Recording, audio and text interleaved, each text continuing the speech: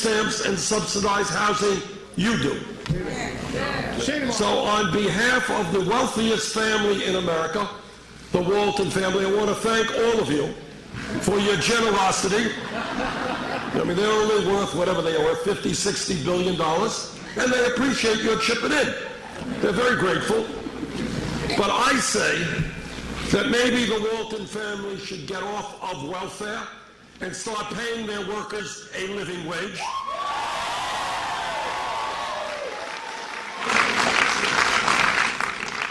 What this campaign is about is asking the American people to go beyond the status quo, to think beyond what we see in front of us right now, to not accept the current reality, to understand that we can do much, much better than we are doing right now.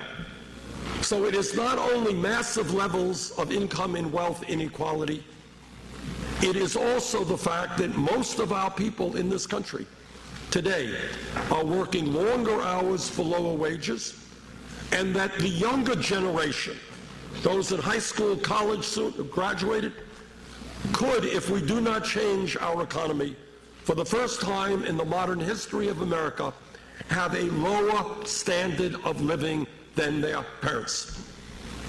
Why should we accept that? There's been an explosion of technology. There has been an explosion of worker productivity. Why should people by the millions have to be working longer hours for lower wages? And here is the reality. It's the reality in New Hampshire. It's the reality in Vermont. It's the reality all over this country. Many of our people are not just working one job, they're working two jobs, sometimes three jobs, just to cobble together enough income and health care to take care of their families. Moms and dads go to work, they can't find quality, affordable child care.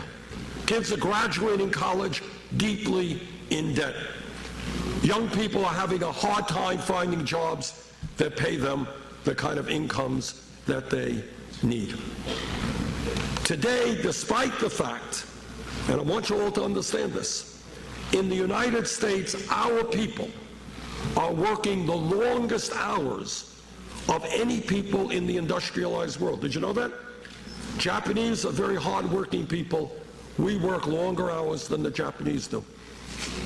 That means mom's working, dad's working, kids are working, marriages are stressed out because dad and mom are both working, kids don't get the attention that they need, and at the end of all of that, what a rigged economy is about is that 58% of all new income generated goes to the top 1%. That is not the economy that we need. Together, we are going to change that.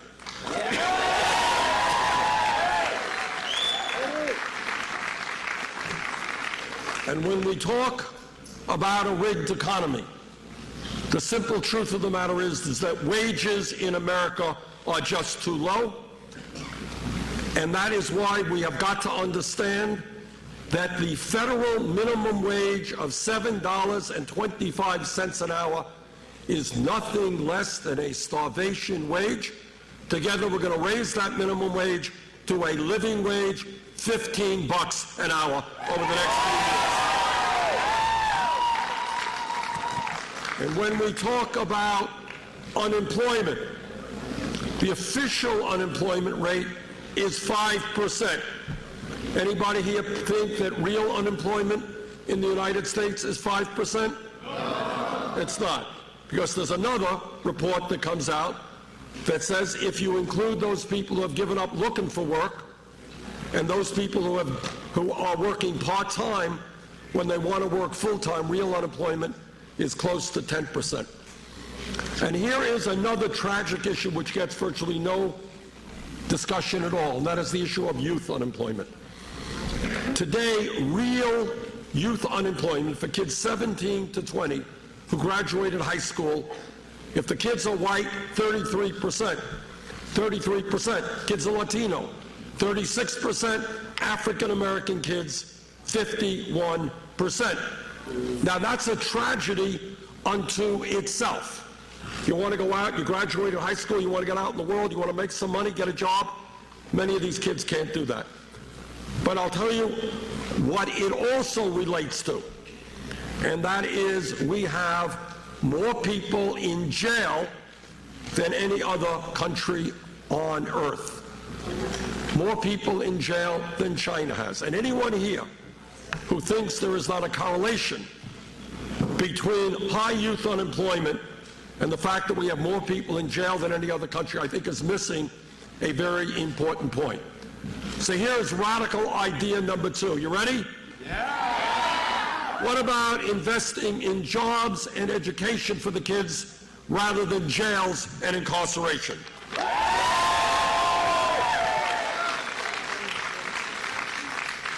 And when we talk about real unemployment being 10%, long-term unemployment being much, much too high, it is a no-brainer to me that we need a massive federal jobs program to put the American people back to work. Let me give you 3 examples. There are a lot more, but just 3 examples as to how we can create millions of decent-paying jobs.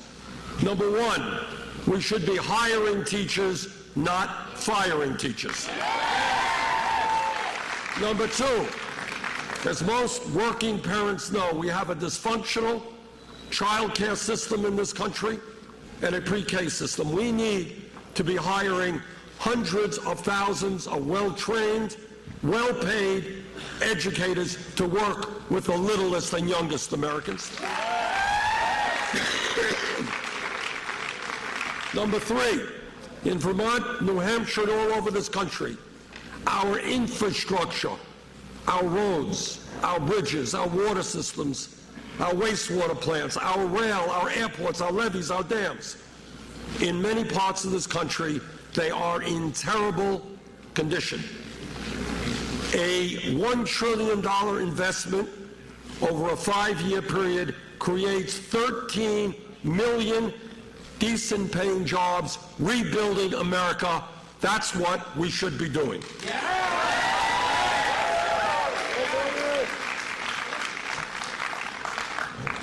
Let me talk about an issue that a lot of people do not want to talk about. It's kind of the elephant in the room. It is huge, but folks don't really want to talk about it. And it has to do with the greed, the recklessness, and the illegal behavior on Wall Street. Now, everybody in this room knows that Wall Street's greed and illegal behavior drove this country into the worst economic downturn since the Great Depression. And millions of Americans, through no fault of their own, lost their homes, they lost their life savings, they lost their jobs, and a lot of those people have never recovered. Some people are working now at jobs paying 50% of what they used to have. We bailed out Wall Street because the big banks were too big to fail, meaning that if they went down, they would take much of the economy with them. But today it turns out that 3 out of the 4 largest banks are bigger today than they were when we bailed them out because they were too big to fail. It is my view that when you have a handful of financial institutions with incredible wealth and incredible power, when the 6 largest financial institutions have assets equivalent to 58% of the GDP in America, when they issue 2/3 of the credit cards in this country and 1/3 of the mortgages, when they have so much power, what would a Teddy Roosevelt have said? That's right. That's what he would have said. Good Republican Teddy Roosevelt would have been appalled by this type of concentration of wealth and ownership. I think Teddy Roosevelt would have been right. We have got to break them up.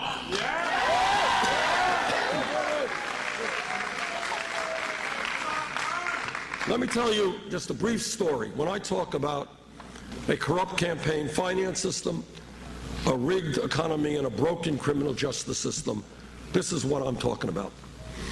A couple of weeks ago, some of you may have noticed that Goldman Sachs, one of the largest financial institutions on Wall Street, reached a settlement with the United States government for $5 billion. Got it? $5 billion. Why did they reach that settlement? Anyone know? Because they're nice guys. They wanted to make a donation to the federal government? That's right. They reached a $5 billion agreement, and they're not the only bank. Other banks actually had reached larger agreements because they were selling worthless subprime mortgage packages. Happens to be against the law. You can't sell something where you pretend it's worth something when it's not. They knew it. They reached a $5 billion settlement with the United States government. That's point number two. Point number one. Point number two is, what is the power of Wall Street? The power is they have endless supplies of money, endless. The power of Wall Street and Goldman Sachs is that many of their executives go into Wall Street through a revolving door process. In fact, in the last 25 years, 2 executives from Goldman Sachs became secretaries of the Treasury. That's political power. Point number 3, Goldman Sachs, along with other Wall Street companies, make huge campaign contributions. They give a lot of money to candidates who they think will represent their interests. Point number 4, and maybe the point that upsets the American people the most. Today, some kid in New Hampshire or some kid in Vermont gets picked up for possessing marijuana. That kid will have a police record. No executive on Wall Street gets a police record for destroying the United States economy. That's wrong.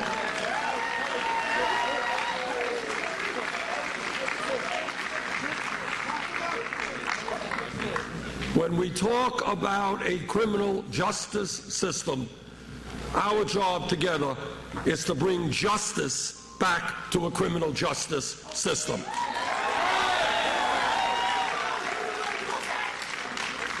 And when we talk about issues facing this country, there is no more important issue than ending a corrupt campaign finance system. And I'll tell you why. Because if the big money interests can control the Congress, there is very little that we will be able to do in any significant way to protect working families, or to protect the environment, or to protect women's rights, or whatever it may be.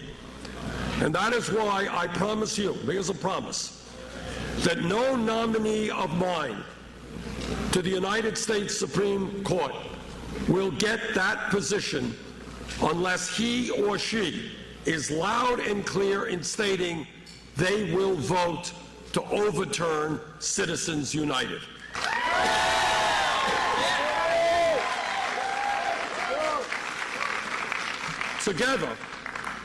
Together, we have got to create a vibrant democracy. Together, we have got to try to make sure that our country has one of the highest voting participation rates of any country on earth, not one of the lowest voter participation rates.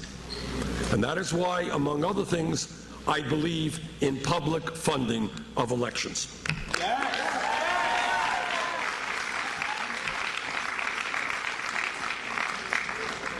Now, here's kind of a no-brainer. And what the no-brainer is that everybody in this room, everybody in this country knows that if our country is to succeed into the future, if we are going to have a strong economy, we need the best educated workforce in the world. That's what we need. We used to have the best educated workforce in the world 30, 40 years ago. No longer the case. Today, in New Hampshire and Vermont, there are bright, qualified kids who are unable to go to college for one reason, and that reason is their families lack the money. That is not what America should be about. Years ago, 150 years ago, people fought for public education. And what public education meant back then, it said, okay, we want all kids, regardless of their income, to be able to get an education from first grade through 12th grade. That was incredible. The world has changed in the last 100 years. Today, in many respects, a college degree is the equivalent of what a high school degree was 50, 60 years ago. And that is why I believe that when we talk about public education today, what we're talking about is free tuition at public colleges and universities.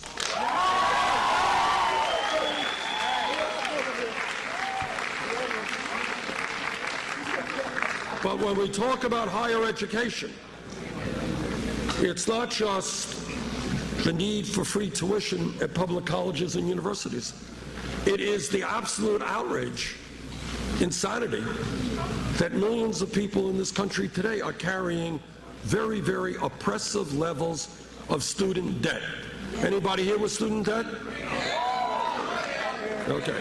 What are some of the numbers you got? How much are you guys in debt? 40,000? 55? Okay. Oh, sorry, she wins. I'm not sure what you win.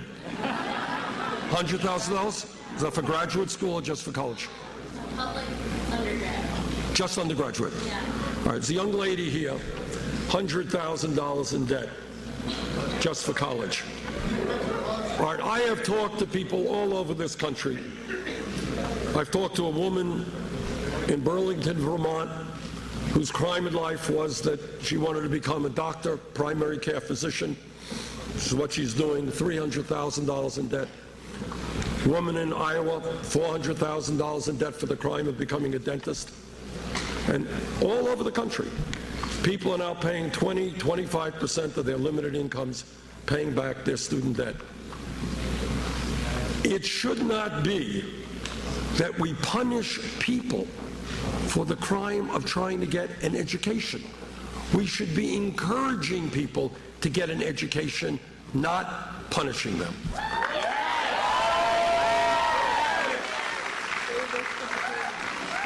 And that is why I believe that we've got to give people who now have student debt the ability to refinance their loans to get the lowest interest rates that they can.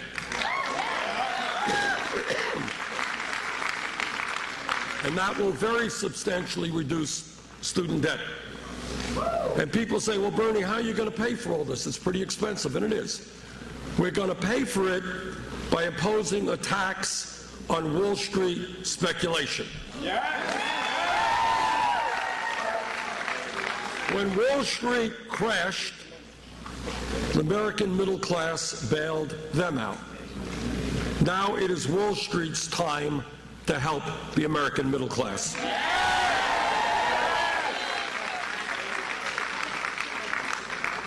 You know, when we talk about our responsibilities as adults and as human beings, and I am the very proud parent of 4 kids and of 7 grandchildren, 3 of whom you just saw. It is, to me, incumbent upon us to make certain that the planet that we leave our kids and grandchildren is a planet that is healthy and is habitable. Yes. We have the moral responsibility to stand up to the fossil fuel industry, to transform our energy system away from fossil fuel to energy efficiency and sustainable energy. Yeah. Yeah. Yeah.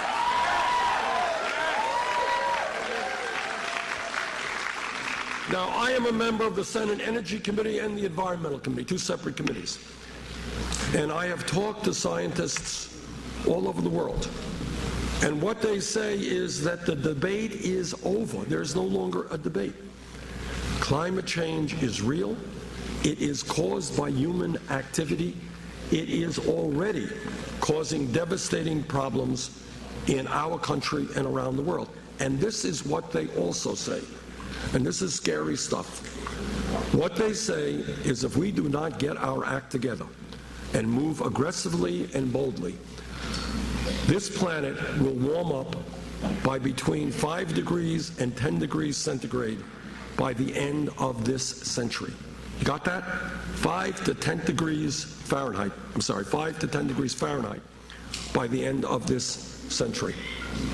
What that means is more drought, more floods, more extreme weather disturbances, more rising sea levels, more acidification of the ocean. What it also means is more international conflict as people around the world fight over limited natural resources, water, land to grow their crops. This is not the kind of world that we want to leave the future generations.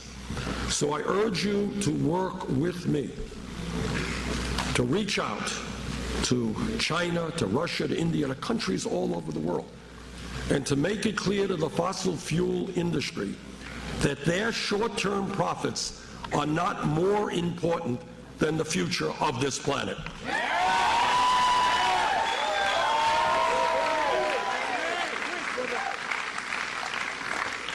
Let me connect some dots here and tell you what a corrupt campaign finance system is. There is not one Republican candidate for president who would come to this podium and tell you what virtually the entire scientific community is saying, and that climate change is real, is an enormous threat to our planet. Why is that? Why will not one Republican candidate for president even acknowledge the reality of climate change, let alone work to transform our energy system? That's right. And this gets back to what a corrupt campaign finance system is about. The day that that Republican candidate stands up and says, you know what, we've got to do something about climate change, on that day, that candidate loses his campaign contributions from the Koch brothers, from the fossil fuel industry, from the coal industry, and that is why they are refusing to acknowledge scientific reality. And I say to my Republican colleagues and Republican candidates, stop worrying about your campaign contributions. Start worrying about the world that we're going to leave to our kids and our grandchildren.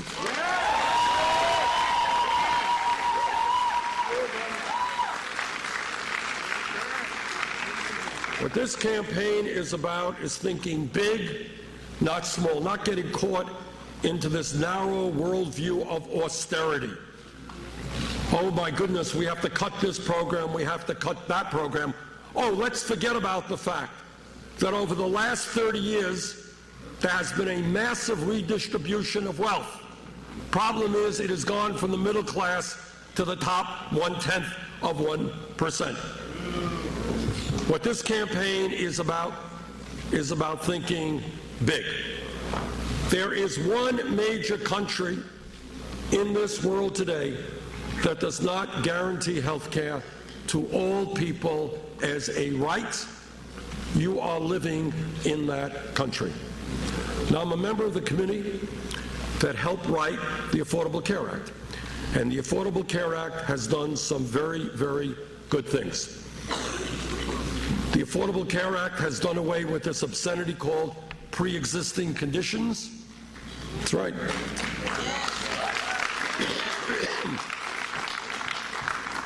Where the insurance companies would say, oh, you had breast cancer 5 years ago, we'll cover you for anything you have except the possibility of a recurrence of breast cancer. Totally insane. It's like getting fire insurance and not being covered if you have a fire. All right? We have added over 17 million people to the ranks of the insured. We have done away with discrimination against women who are paying higher prices for premiums because they were women. But at the end of all of that, 29 million Americans today have no health insurance still, and many of you have high deductibles and copayments. Anybody here with a high deductible copayment? Welcome to the crowd. Okay? Meanwhile, 29 million uninsured, millions more high deductibles and high copayments, We pay the highest prices in the world for prescription drugs. Today, 1 out of 5 Americans cannot afford to fill the prescriptions their doctors are writing. Elderly people are cutting their pills in half because they don't have enough money to buy the medicine they need. I have been criticized for saying this, so let me say it again. Just so there is no misunderstanding. I believe that health care is a right of all people, not a privilege.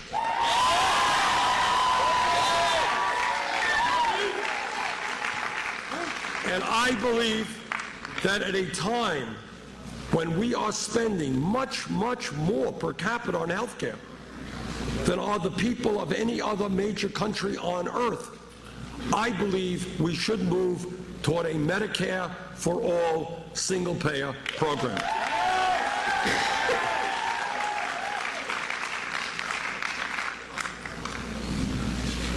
Today, in this country, with the many, many serious problems that we face, it is important for us to reflect about how real change takes place. Historically, how it has always taken place.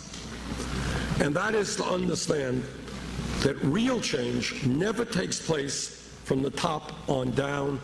It always takes place from the bottom on up. You understand what I mean by that? Yes. It's not some president or a Supreme Court making a decision. It's when millions of people, through struggle, through reflection, understand that the status quo is no longer acceptable. Civil rights movement came around because millions of people, African Americans and their white allies, said, you know what? In America, we're not going to continue to tolerate racism and segregation. We're not going to live in a country where African Americans cannot vote. Cannot vote. And you had changes in law, which took us a long way forward to being a more democratic society.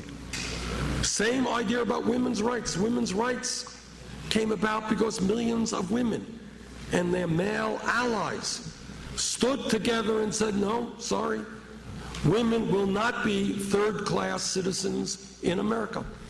Women will be able to have the jobs they want. Women will be able to control their own bodies.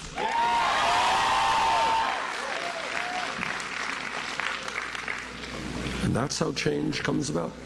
If we were standing here 10 years ago, not a long time, 10 years ago, and somebody raised their hands and said, you know, I think that gay marriage will be made legal in 50 states in this country in the year 2015, somebody next to them would have said, what are you smoking? Which raises a whole other issue, where we're seeing some change as well. But it did happen. How did it happen? How did it happen? It happened because the gay community and their straight allies said, you know what? We think that in America, people have the right to love whoever they want to love, regardless of their gender.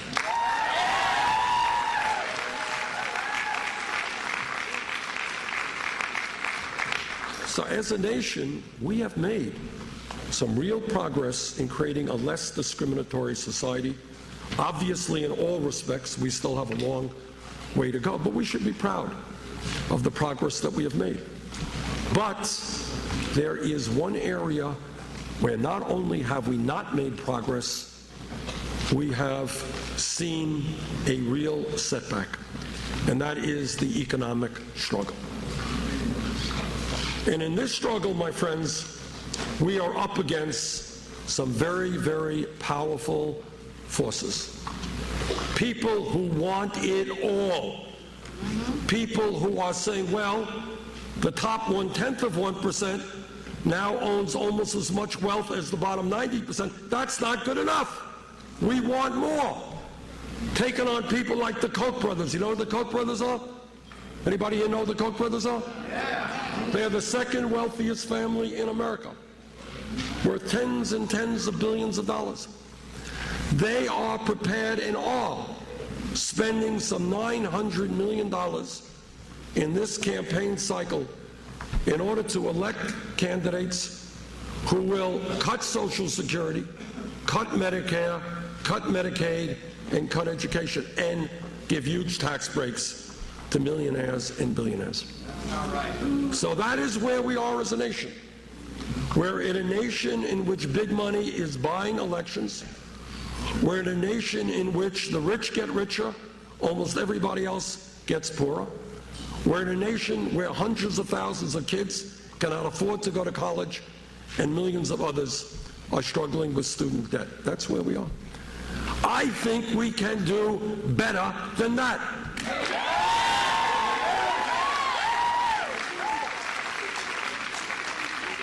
I think that when we revitalize American democracy, when working families and young people begin to stand up and say loudly and clearly that the United States government belongs to all of us and not just wealthy campaign contributors, when we bring about that type of political revolution, when we do that, there is nothing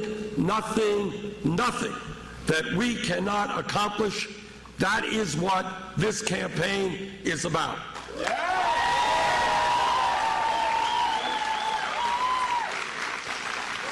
Now, tomorrow,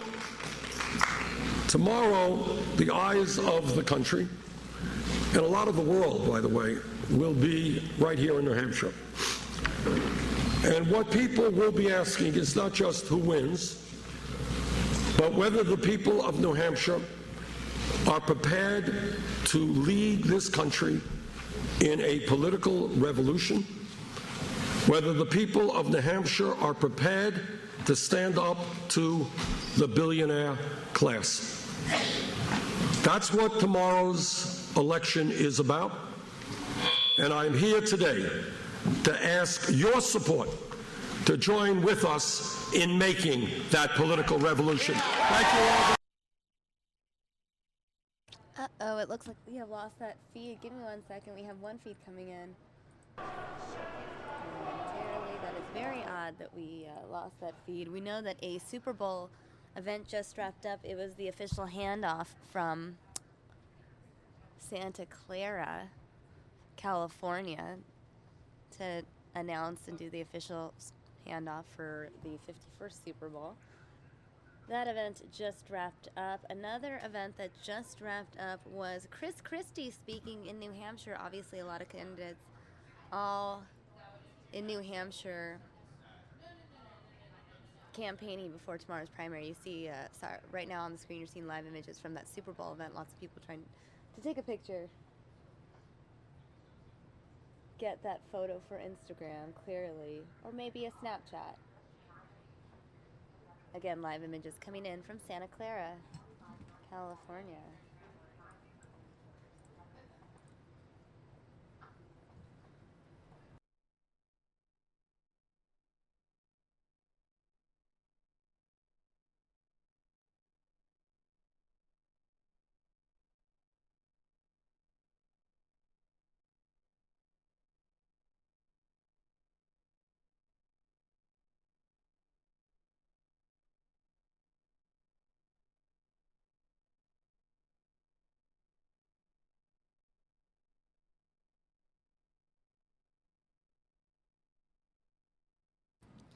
Most of this event wrapped up. Oh, it looks like they're already sending us a shot of the bridge and rewinding it and resending it. So let's go ahead and go to another event. This is Chris Christie speaking in New Hampshire. Cut through the bullcrap, right? And who's going to bring people together to make compromises. And that's what we need right now.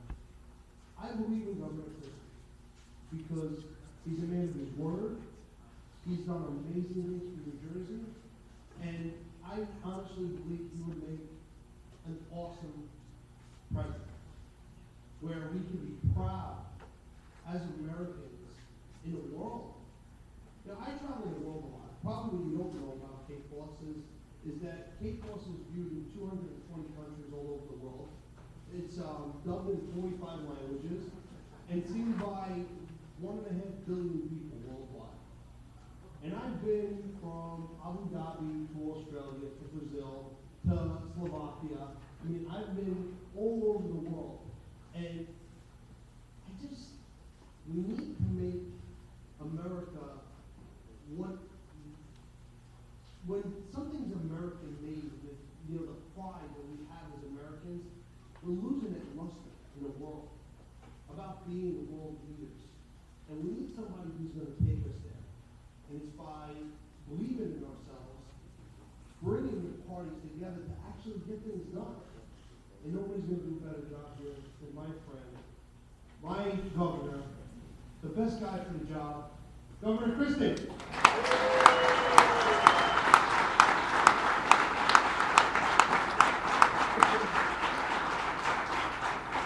And now I want to introduce the great governor of Maryland, Governor Hogan, to come up here and say a few. How about the kickball?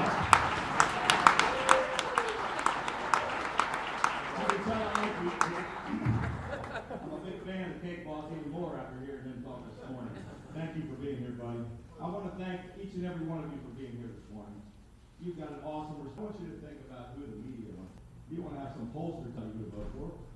Hillary Clinton. Anybody here want to see Hillary Clinton being a freshman senator? With all due respect. Thank you as always for your presence and for reminding us not only by your conduct but by your words on how important it is every day for us to feel really proud that we're Americans and that the flag represents what our country is. To be here this morning. I want to thank the speaker. Everybody, I'm telling you, every candidate in this race wanted the speaker's endorsement. They all came to Concord. They all came to meet with him. I did too. And one of the things that I admired the most about him was he said very early on, I want to give every candidate a fair shake to speak to my caucus. I want to give every candidate a fair shake to persuade whatever members of my caucus they can persuade to their cause. And so I don't want to get involved in this until after everyone's had a chance to speak to my people. That's leadership. That's bringing people together. Give everybody an opportunity to compete for the support of not just him, but of every Republican in the Republican House caucus. And I respected that attitude and that approach by Sean. And then once all that happened, he's also not someone who's going to sit on the sidelines. He's going to let people know who he's going to pull the lever for tomorrow night. Man, my crowd is going to pull the lever for me. He's doing a great job as speaker here, and I'm proud to have you on my team, Sean. Thank you very much.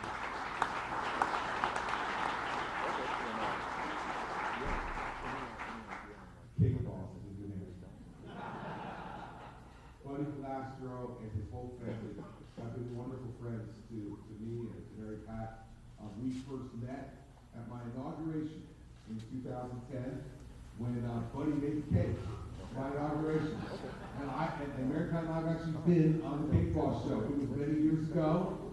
It's now almost 6 years ago. But we were on, he came, it is 6 years ago now, he came to our inaugural at the Prudential Center in Newark, New Jersey, and presented the most amazing cake I've ever seen in my life. And here's the thing about his cakes. You know, they look amazing. Everybody knows that. They taste even better. I mean, they're really good. You know, sometimes you see these like kind of crazy looking cakes and then you taste them, they're like, oh God, they're awful.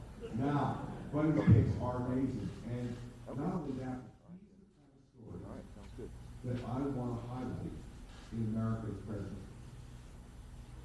The guy who took a bakery.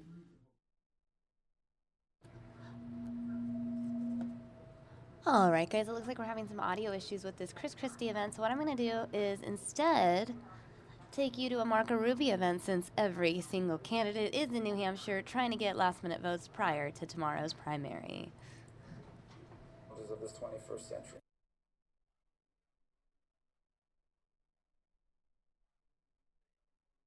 Now, and the damage this president has done to this country, that we will have to answer to our children why they are the first Americans ever to inherit a diminished country. But I also believe deeply that despite all of our challenges, we have an opportunity to be freer and more prosperous than we have ever been. we have an opportunity to be stronger and more influential than we have ever been. We still have time to get this right, but we're running out of time.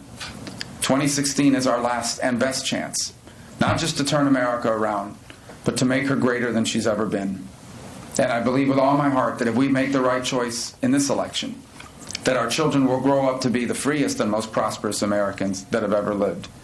That America will be stronger and more influential than it's ever been. That the American dream won't just survive, but that it will have a chance to reach more people and change more lives than ever before.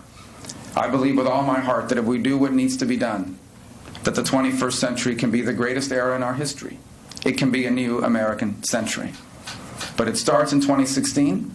It starts tomorrow, and I hope I can earn your vote and your support. And I look forward to answering your questions. So thank you so much for having me here.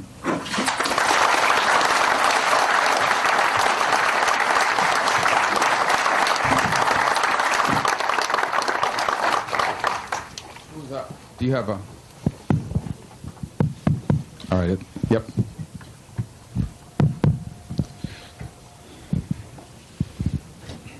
Hi. Thank you for having me. I don't think the mic is on. No, it's not. I'll repeat your question either way, but go ahead. Okay.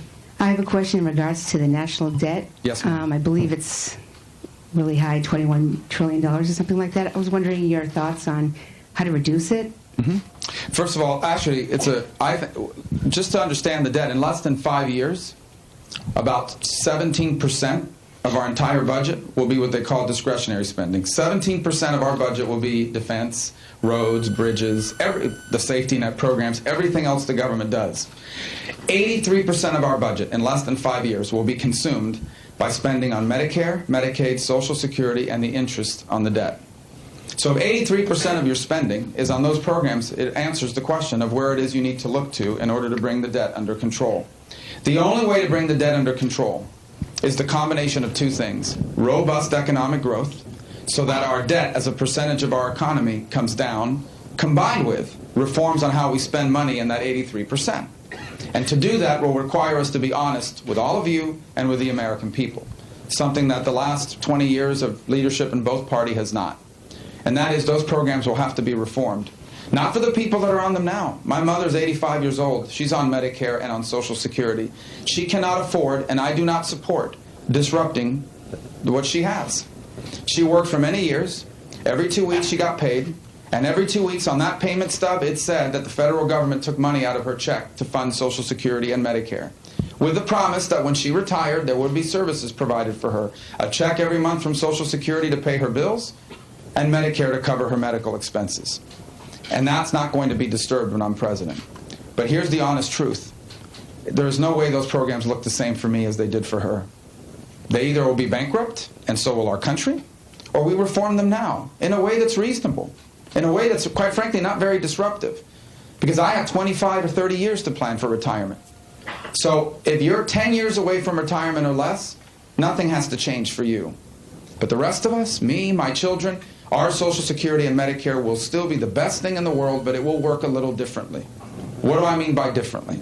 Right now, under current law, I'm supposed to retire at 67. I may have to retire at 68. If I've made a lot of money, my Social Security benefits may not grow as fast as they grow from someone who made less money.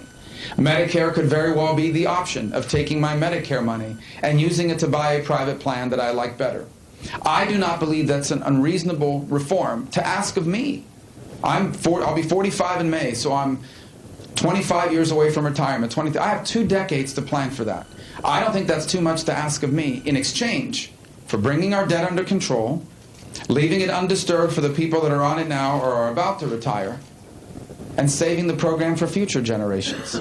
If we do that, we can bring this issue under control. If we don't do that, we will have a debt crisis. If we don't do that, there will come a point here very soon where we are spending more money on the interest on the debt than we are spending on national security. And that is a dangerous tipping point. And so I hope that we'll confront this issue. If I'm president, we will. And the reason why we haven't confronted it up to now is because everyone's afraid of it. They're afraid to have ads run against you saying you're trying to kill Medicare, you're trying to privatize Medicare, you're going to take away people's Social Security. Well, when I ran for the Senate in Florida in 2009, I said the exact same thing I'm saying now. And everybody told me it was political suicide, because you may not know this, but there's a lot of people in Florida on Social Security and Medicare. And I say it's not political suicide, it's the truth. And what we have now is the most selfish generation of leadership this nation's ever faced. Selfish leaders whose attitude basically is, I don't care about what's going to happen 20 years from now. I don't even care about what's going to happen 5 years from now. I only care about the next election. And I'm not going to take this issue on because I may lose my position as a result of it. Well, now we face the crisis that we face. By the way, this debt is bipartisan. People say there's no bipartisanship in Washington. When it comes to spending, that's pretty bipartisan. They've consistently done it for a long time. They have failed to reform it. It'll be among my highest domestic priorities to deal with the debt. What is not causing the debt is defense spending. The argument that, oh, if we cut defense spending, we can bring our debt under control is absolutely false. Defense spending is not the cause of our debt. It isn't. It never has been, and it is not now. It will be the reason, however, these cuts will be the reason why one day we will not be able to keep this country safe from a new threat. And so, again, this is not just something I'm saying here.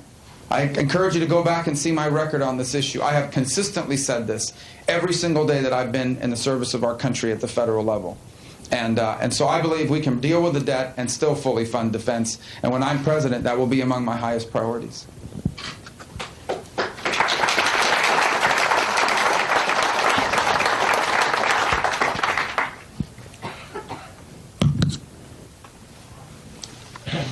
My name is Frank from Denmark. But what precisely would you do to ISIS in Syria? Would you be ready to put troops on the ground? Yeah, well, there will have to be troops on the ground. The question is who they are. Well, let me tell you how the only way ISIS will ultimately be defeated is they have to be confronted on the ground by a ground force. I think air power can significantly degrade them, but they will have to be confronted on the ground. I believe the most effective way to confront them on the ground is with Sunni Arabs, because ISIS is a Sunni movement. And if you confront them with Shia, you're empowering Iran, and by the way, creating sectarian strife. The Kurds are very good fighters, and they do a great job of protecting Kurdish areas. They have no interest and, quite frankly, do not have the capability to liberate and hold Sunni areas. ISIS needs to be rejected ideologically and defeated militarily by Sunnis.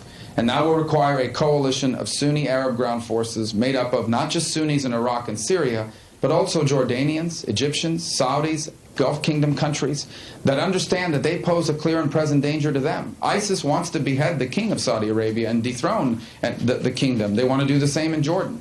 And so it will take American leadership to put that coalition together. As part of that coalition, we will have to put American special operators alongside them to help them with targeting and to help them with special operations targeting the leadership of ISIS and others. We will have to significantly increase our airstrikes. We will have to loosen the rules of engagement, and we're going to have a willingness to strike ISIS wherever it is they've created hubs of operation. It's no longer just limited to Syria and Iraq. They now have a very substantial presence in Sirte and in the Darna province of Libya, from where they are conducting, first of all, from where they are recruiting foreign fighters, second, from where they are conducting operations in the Sinai, and third, from where they're projecting into Europe from. It's a logical launching point from Libya right into Europe, just across the Mediterranean. So we need to target them wherever they are. We also need to undertake a more sophisticated propaganda war. ISIS, their messaging is very sophisticated. They have a publication named Dabiq, D-A-B-I-Q. It's the name of it's also the name of a city where they think there's going to be this great apocalypse. But it's the name of their magazine. If you look at how they produce this, it's online. I wouldn't click on it too many times because you might raise some suspicion, but just enough to see how professionally produced it is. It looks like something that's being produced out of New York City. And their messaging is very powerful, and they are recruiting people to join this great apocalyptic cause. So we need to counter-message them as well, particularly, and we'll need the help of our Muslim allies in the U.S. and around the country. I think we need to so it's a multifaceted approach. But it really begins by taking away any safe operating space. For a jihadist group to prosper, they need a safe place to operate from. Al-Qaeda was able to carry out 9/11 because the Taliban gave them an operating space in Afghanistan. ISIS has been able to grow and prosper because it had operating space in Syria and now in Iraq and increasingly in Libya. Not to mention they now have affiliates pledged in over a dozen countries. So it'll have to be a multifaceted approach. But the bottom line is we have no choice. At the end, we must do whatever it takes. There can be no accommodation with ISIS. They don't have diplomats. They don't have embassies, and they're not interested in a settlement. Their goal is global domination, and nothing less than global domination. When you're facing an adversary like that, what possible diplomatic solution can there be? They have to be defeated militarily, and not because we love war, but because we love peace. ISIS is an enemy of peace, and without American leadership, they will not be defeated. This issue there is no way that we can put together a successful and effective coalition without strong American leadership to help put that together.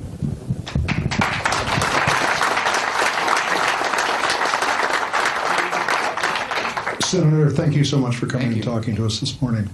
I was wondering if you might be able to reflect on your 5 years in the Senate and talk to us a little bit about the single accomplishment of which you're most proud in the leadership role you played in achieving it. Sure. Well, let me tell you, before I even got to the Senate, I served 9 years in the Florida legislature. I was the Speaker of the Florida House as well. I'm proud of a lot of the things we did. Even before I became Speaker, there was as part of the debate the other night, there was a big discussion about eminent domain, and Governor Bush referred to what we did in Florida to protect against eminent domain abuse. That was my law. We helped craft that law from a committee that I chaired. We passed it into the laws of Florida.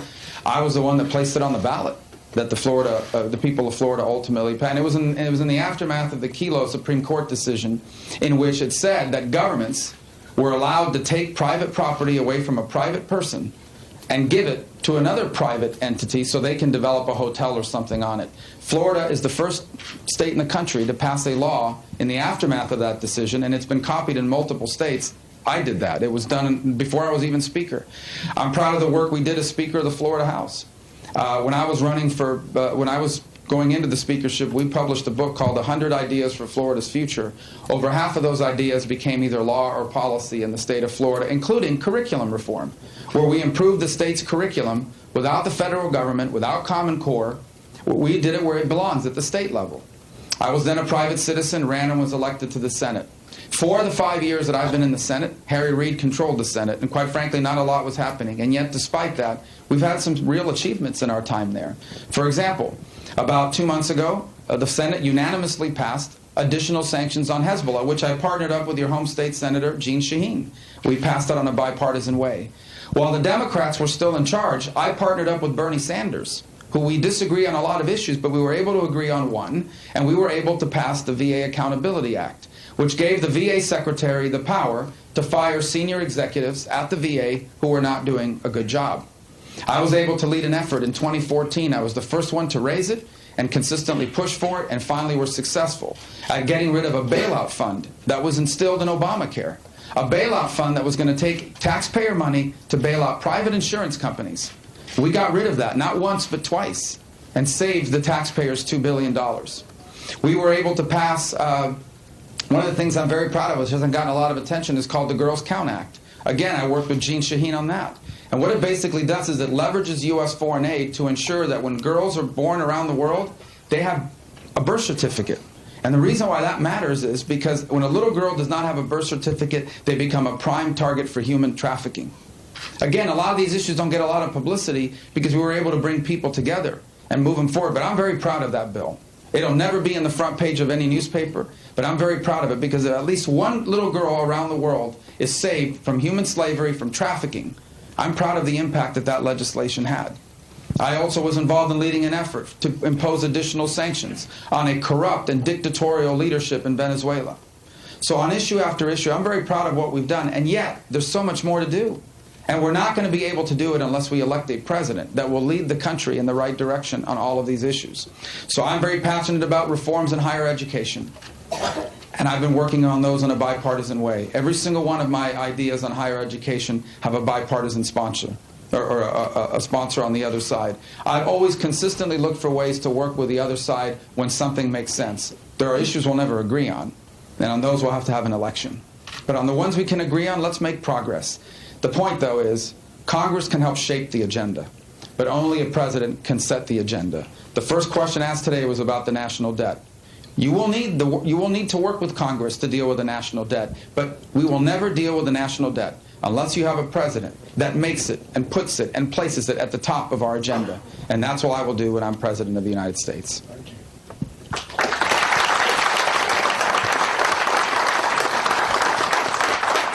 Last question, Senator. Second to last. Senator, my question pertains to the state of Israel. Yes, sir.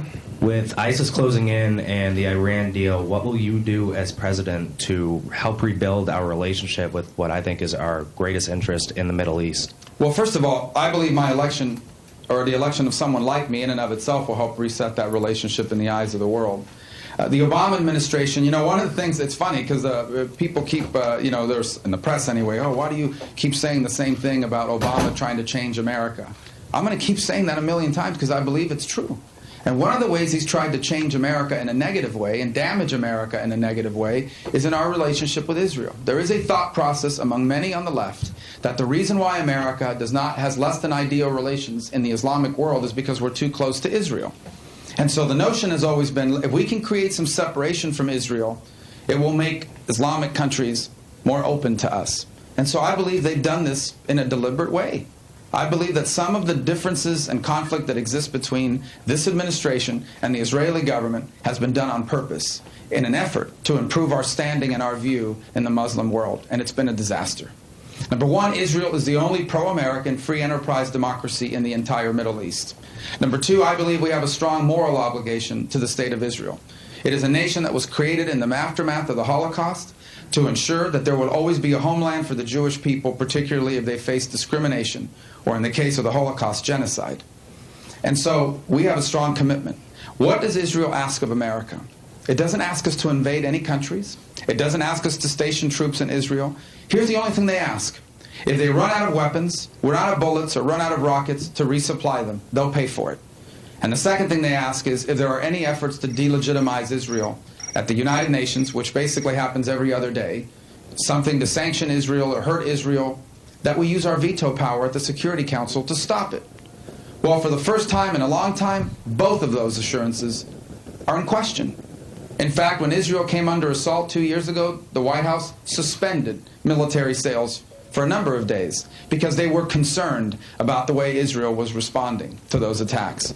And there was an implied threat that we would not use our veto power at the Security Council to veto an effort to recognize a Palestinian state outside of a settlement between Israel and the Palestinian Authority. All those efforts will end.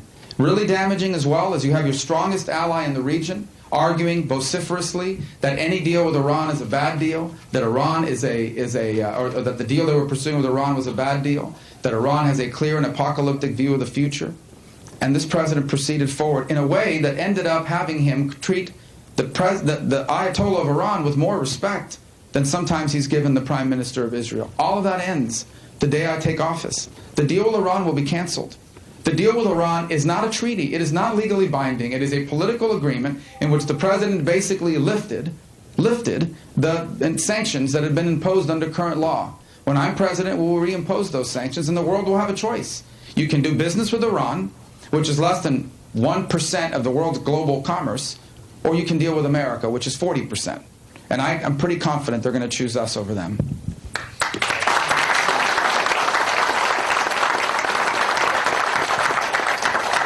This is going to be the last question, Senator. Good morning, Senator. I'm a naval veteran and also a former resident of the state of Florida. Thank you for your service, and come back. Yeah, it's getting a little cold up here. What's that? Were you stationed in Florida? No, I was stationed in Charleston, South Carolina.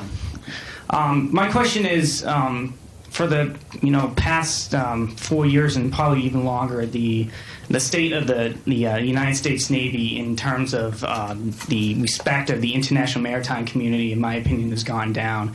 As Commander-in-Chief, what would you do to make sure our United States Navy retains that respect to the international maritime community? Well, I mean, I think part of it, I still believe the Navy is the most respected naval power in the world because it's the most capable. But it is being diminished. We will have less ships than ever before. Or we will have the smallest Navy in 100 years, very soon.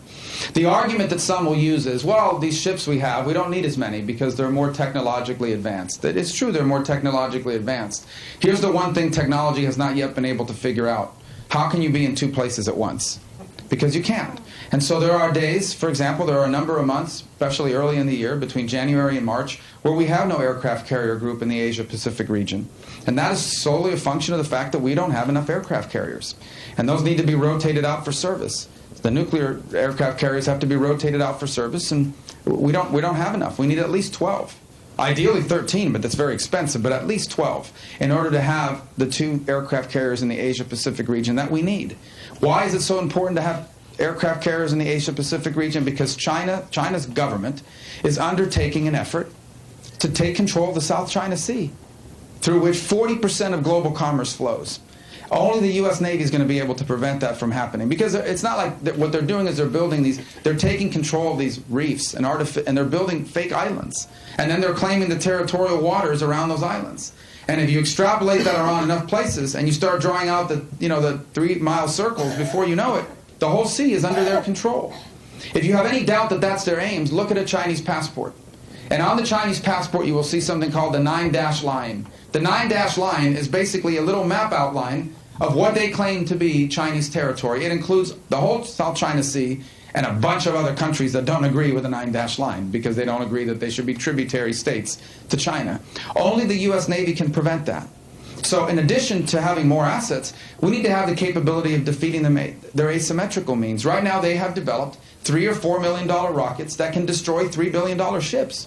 And the point is, we now have to stay out of range of those rockets, meaning pushing our naval aircraft, particularly our aircraft carriers, further and further away from a potential theater. We need to rebuild the Ohio-class submarine program. That's a critical component of our triad, of our nuclear triad. It's a critical component of it. And the Ohio-class submarine needs to be rebuilt. I think related to naval power is the need for a new long-range bomber. We're still flying the B-52, an incredible plane that's really served our country well, but we desperately need to update to a new generation. I think there's been great advance. The F-35 program has not been perfect. It had some real significant challenges in implementation. I believe they've now turned the corner.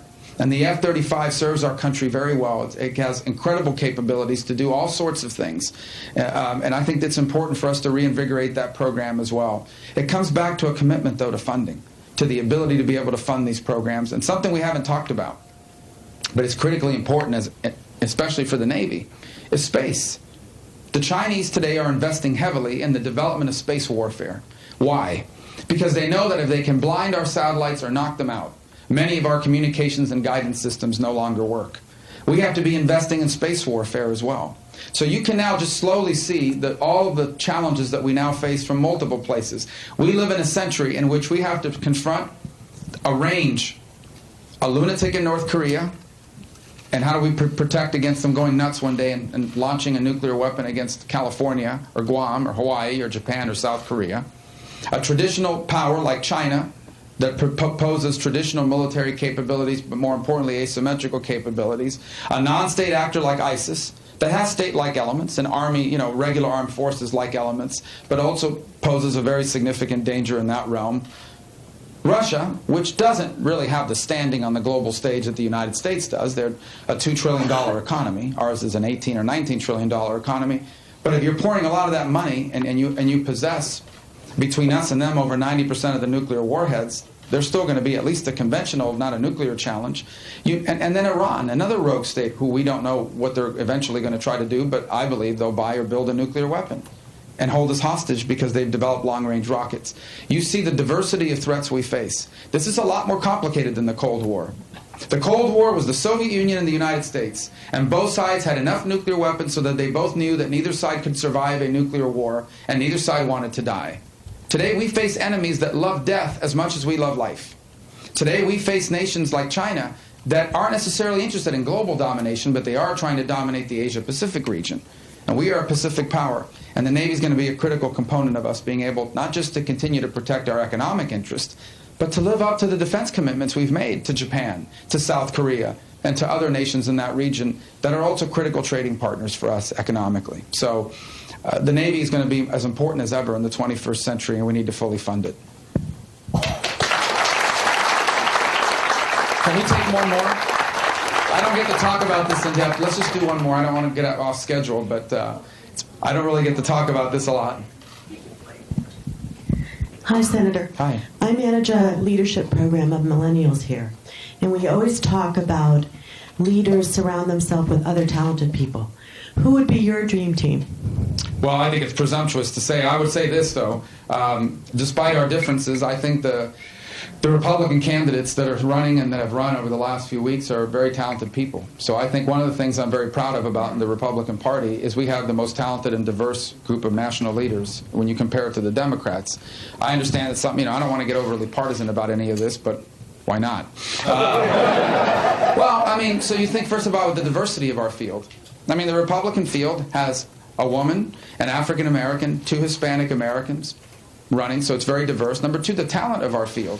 3 governors, at one point 3 U.S. senators, a former U.S. senator, actually more than 3 governors.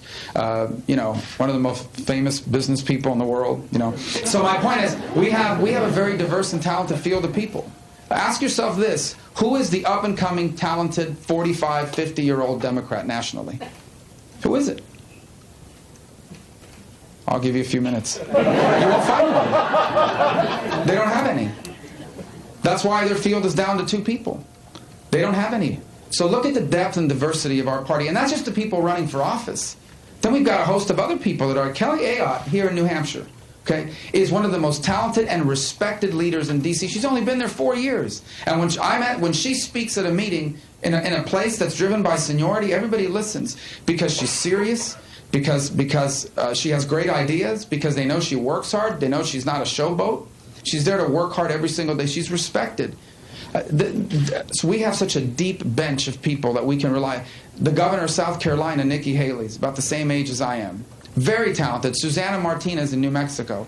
I don't want to leave anybody out on purpose. My point is, we've got a very talented group of people to choose from. And that's just in the political realm, not to imagine others that are out there. So I think there'll be no shortage of talented people to rely on for all sorts of things. And I have said from the beginning of this race, from this Republican field, I think there's presidents, a potential vice president, cabinet people, future presidents. We're blessed to have a very talented field. It's just made it for a very messy and competitive process in the short term. But in the long term, I think it will serve our country very well.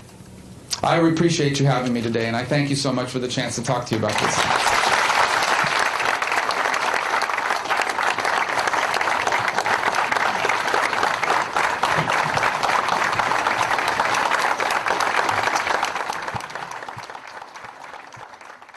Alright guys, that is around this Marco Rubio event. I want to go ahead and take you live to another part of New Hampshire.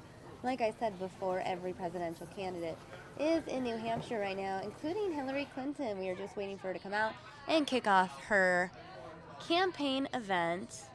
This one in Manchester, New Hampshire at Manchester Community College. I believe both Bill Clinton and her daughter Chelsea Clinton will be joining her at this event.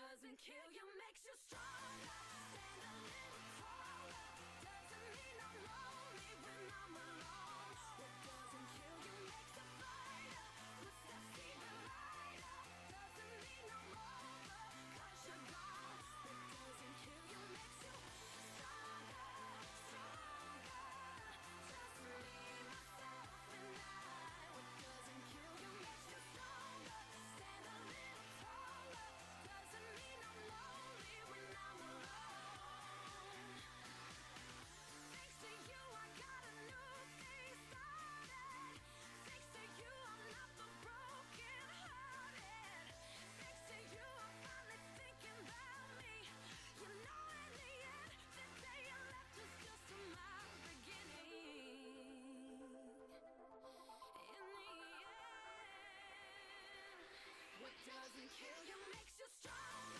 Stand a little taller. Doesn't mean I'm lonely when I'm alone. What doesn't kill you makes a fighter. Footsteps even lighter.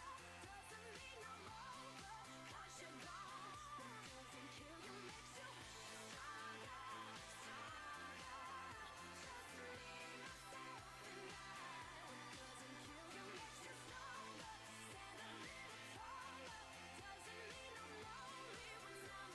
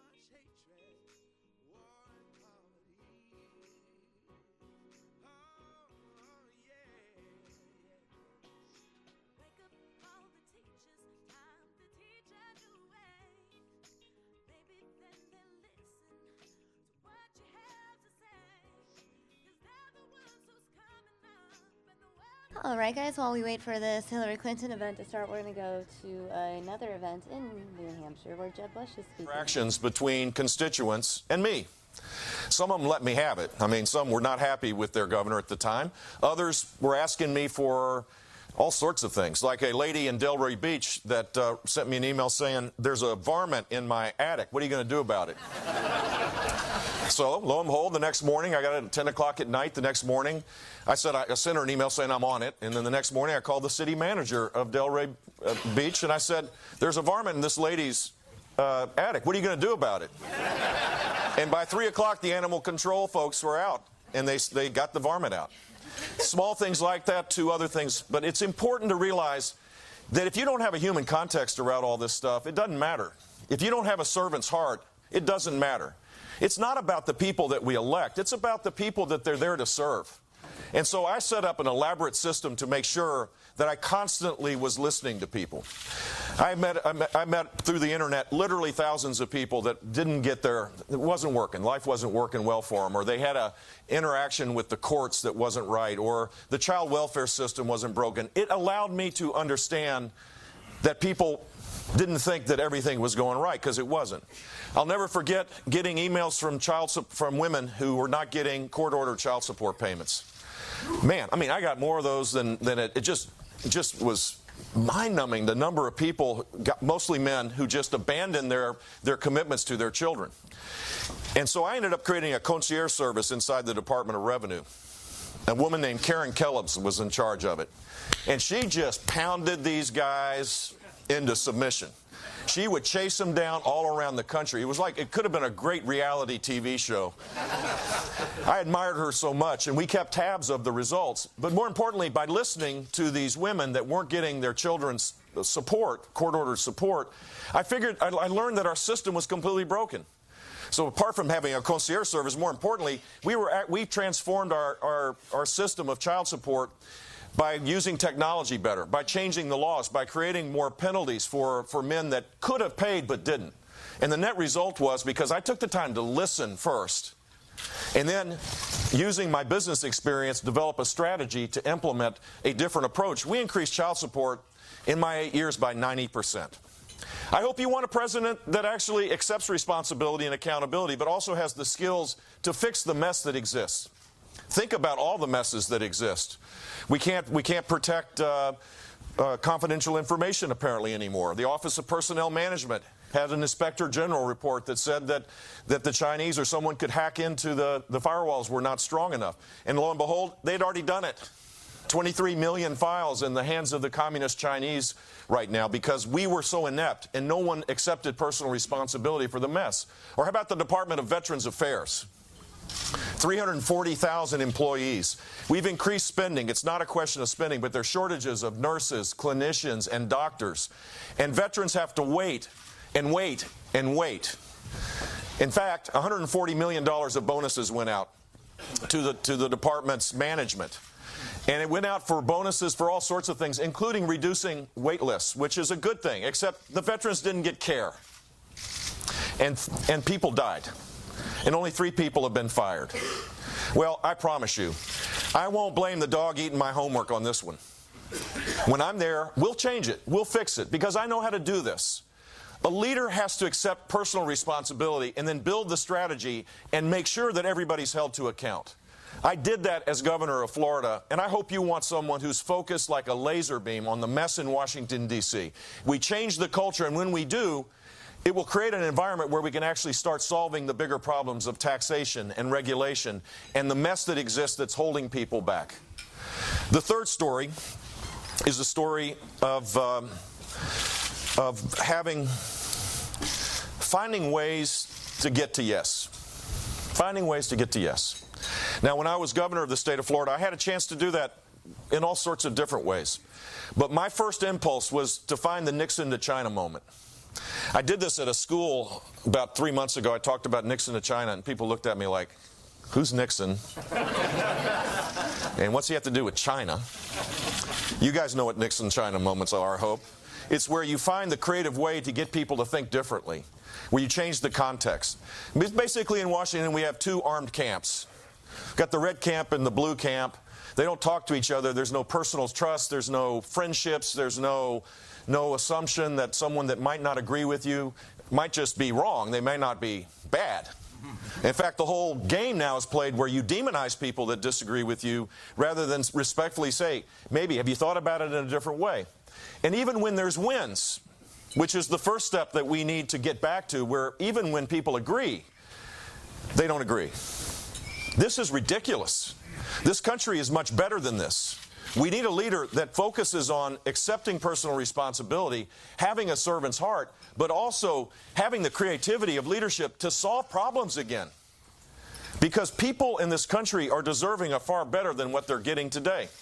Now, I've laid out all sorts of plans, detailed plans. They don't resonate in the world where insults get along. You know, you do better in the world that these guys cover when you're focused on the process. But detailed plans require a leader that brings people along. The big three accomplishments of this president have been Obamacare, Dodd-Frank, and the stimulus, where he's worked with Congress. He would add a few things that he's done unilaterally through executive orders, for sure. But those three things did not have a single Republican vote. You cannot do this without a single vote from the other party. It never creates a stability in our process. We've got to figure out, using the Nixon to China moment, how we get back to fixing things, whatever it is. It could be addiction, which is a significant problem in this state and across the country. My wife Kaluma and I have firsthand experience of what it's like to be a mom and dad of a child who spiraled out of control because of her addictions and her challenges, and in a highly public way. I know about this personally, and I know a lot of people in this state are suffering. That's not a Republican issue or a Democratic issue. There's ways to forge consensus on that. And the next president better start working on it, because our country is lagging behind. And we don't deserve it, because we're still the most extraordinary country on the face of the earth. So my pledge to you is that I will use every ounce of leadership I have to forge consensus. It is not a sign of weakness to say, I want to find common ground. It is not a sign of weakness to have the creativity to get others to get to yes. You don't violate your principles by doing this. I was a governor of a state, the most conservative, reform-minded governor probably in the country in the last 30 years. We eliminated affirmative action, replaced it with a leadership model that brought more African Americans and Hispanic kids to our universities. I created the first and the second and the third statewide voucher programs in the state. We privatized, if you will. We moved to a community-based model for our child welfare system with a far better result. We led the nation in job growth 7 out of 8 years. We were one of 2 states to go to a AAA bond rating. I'm a conservative. And we disrupted the old order. You can fire government workers in Florida for cause. There's no lifetime protections of employment. During my time, we led the nation in job growth, but 11% fewer workers in the state government were there. 13,000 fewer government workers.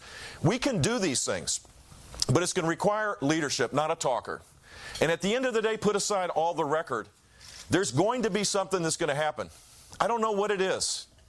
But I hope you want someone who has a steady hand, who loves this country, who's focused on serving people, has the steadiness to stay the course when it's necessary, will inspire us to all try to be better, and to do better, and will keep us safe. That's my mission, and I hope that you'll consider supporting me tomorrow. I'm excited about the final thing I'll say is how much I've enjoyed campaigning here.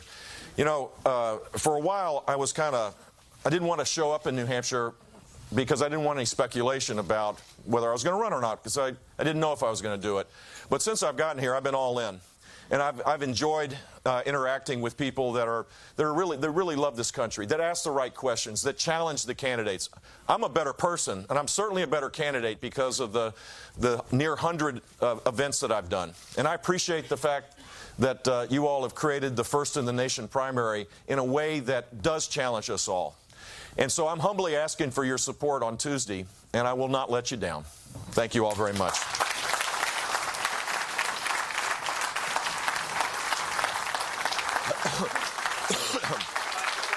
Yeah. Thank you. So we'll take questions from members of the Rotary Club of Nashua. Jim McCormick. What's to be done about the disturbing nature of money in politics?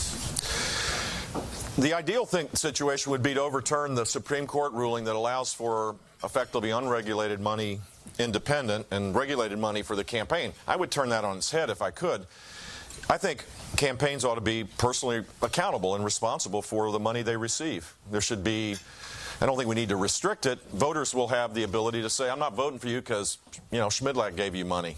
But the key is just to have total transparency about the amounts of money and when and who gives it, and have it with 48-hour turnaround. That would be the appropriate thing. Then a candidate will be held accountable for whatever comes to the voters through the campaign.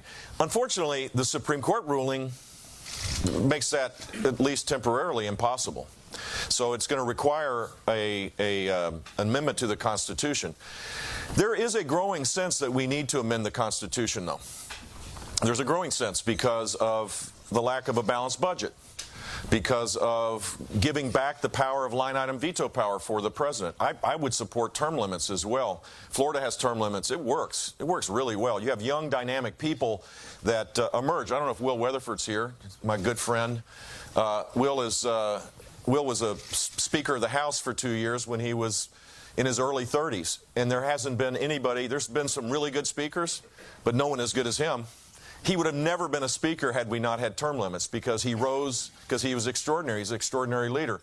He'd be a backbencher in some states where they don't have any change. He'd certainly be a backbencher in the Congress. So the possibility of a state-driven convention process is growing, and I would encourage it, because I think forcing the federal government to do what states have to do to balance the budget, giving the executive the power to use line-item veto power to bring discipline is a good thing, and term limits would be. And so that's a fourth possibility could be overturning the Supreme Court decision and creating greater transparency for how you raise money and how you spend it. Yes, sir. Oh, am I doing this or you? Brian. I'll keep my mouth shut. Good afternoon. Good judgment, though. Here in New Hampshire, we're having to grapple with underfunded federal mandates once again. Yep. As a governor, you have the unique perspective of having to deal with that issue. So yeah. I'd really love to hear how, one, what your position would be on underfunded federal mandates, and two, how being a governor gives you a very unique perspective being the leader of this country. It makes my head explode when you bring up the subject, at least. I mean, because it's almost every one of the mandates is underfunded, and because Washington doesn't change, we have a 20th century set of rules on top of a 21st century world. So the opportunity here is to say, if we weren't doing it this way, how would we do it? That's another sign of leadership, by the way, is to force that conversation to take place. Because if you get comfortable with what you have, it gets pretty ugly pretty quick. Do you think we would organize how we educate children with 13,174 government-run, highly politicized, unionized monopolies as the means by which children learn? Do you think it's appropriate how our healthcare system exists, where it was designed after World War II and the Korean War as an inducement to hire GIs, so there was a deduction in health care for companies, but not one for individuals, and so you have this big dislocation now that has just grown and grown. So one of the great opportunities is to say, how do we create the environment where you get to start over again and renew these important programs? And the best way to do it is to shift power back to the states. So I've laid out plans on Medicaid, on transportation, on education. In Florida, we have the largest universal pre-K program. It's a voluntary program for 4-year-olds. 80% of kids go to literacy-based programs as 4-year-olds. It's a high priority, and we have the greatest learning gains, by the way, for the little kids in reading because of this and a no social promotion policy. But we have 22 federal programs with all sorts of rules on top of it. 44 programs, $22 billion. I would take the money and say, Florida, you want to create your early literacy program? Then take the money, no rules, you go do it. We just want better outcomes. Transportation.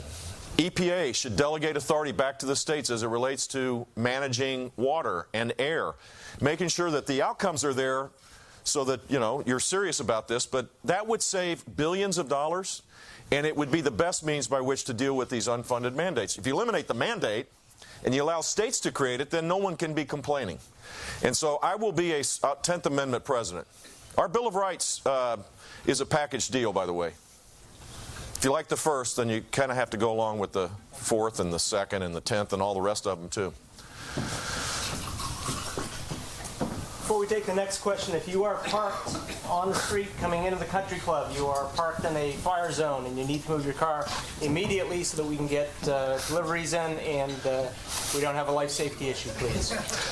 Last question. Mary Atwood. Nope. Sorry. It's just my tendency to do that. I apologize. Governor, I have 2 sons in the military. The oldest is a graduate of the Naval Academy. He will be doing his internship this summer at Walter Reed. Yep. I introduced you to my baby. Yep. Who will be a graduate of the Naval Academy in 2020. Congratulations. Thank you. So I'm asking this question not only as a citizen, but also as a mom. Mm-hmm. What are you going to do to give our military and the leadership the tools that they need to keep our country safe? Great question, and it's one that has been at the core of my campaign, to be honest with you.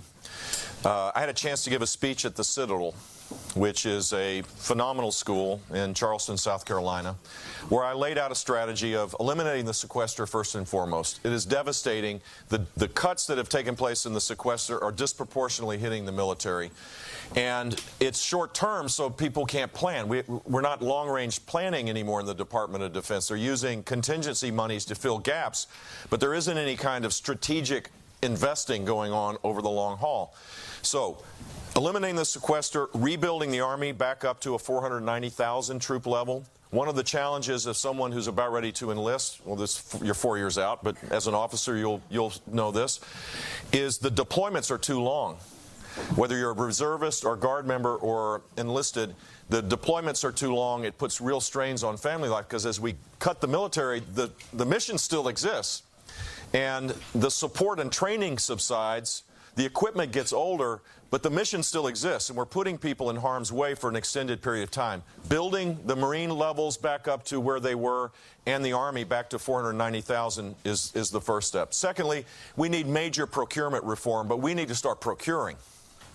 We have airplanes that are older than the pilots, a lot older. The B-52 was inaugurated during Harry Truman's time. So, I mean, talk about Nixon to China and kids' eyes glaze over.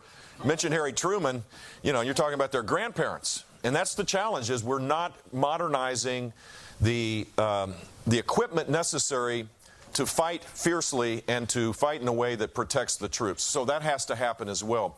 We have Donald Trump, really in one of the great moments of one of the debates, was asked about the nuclear triad.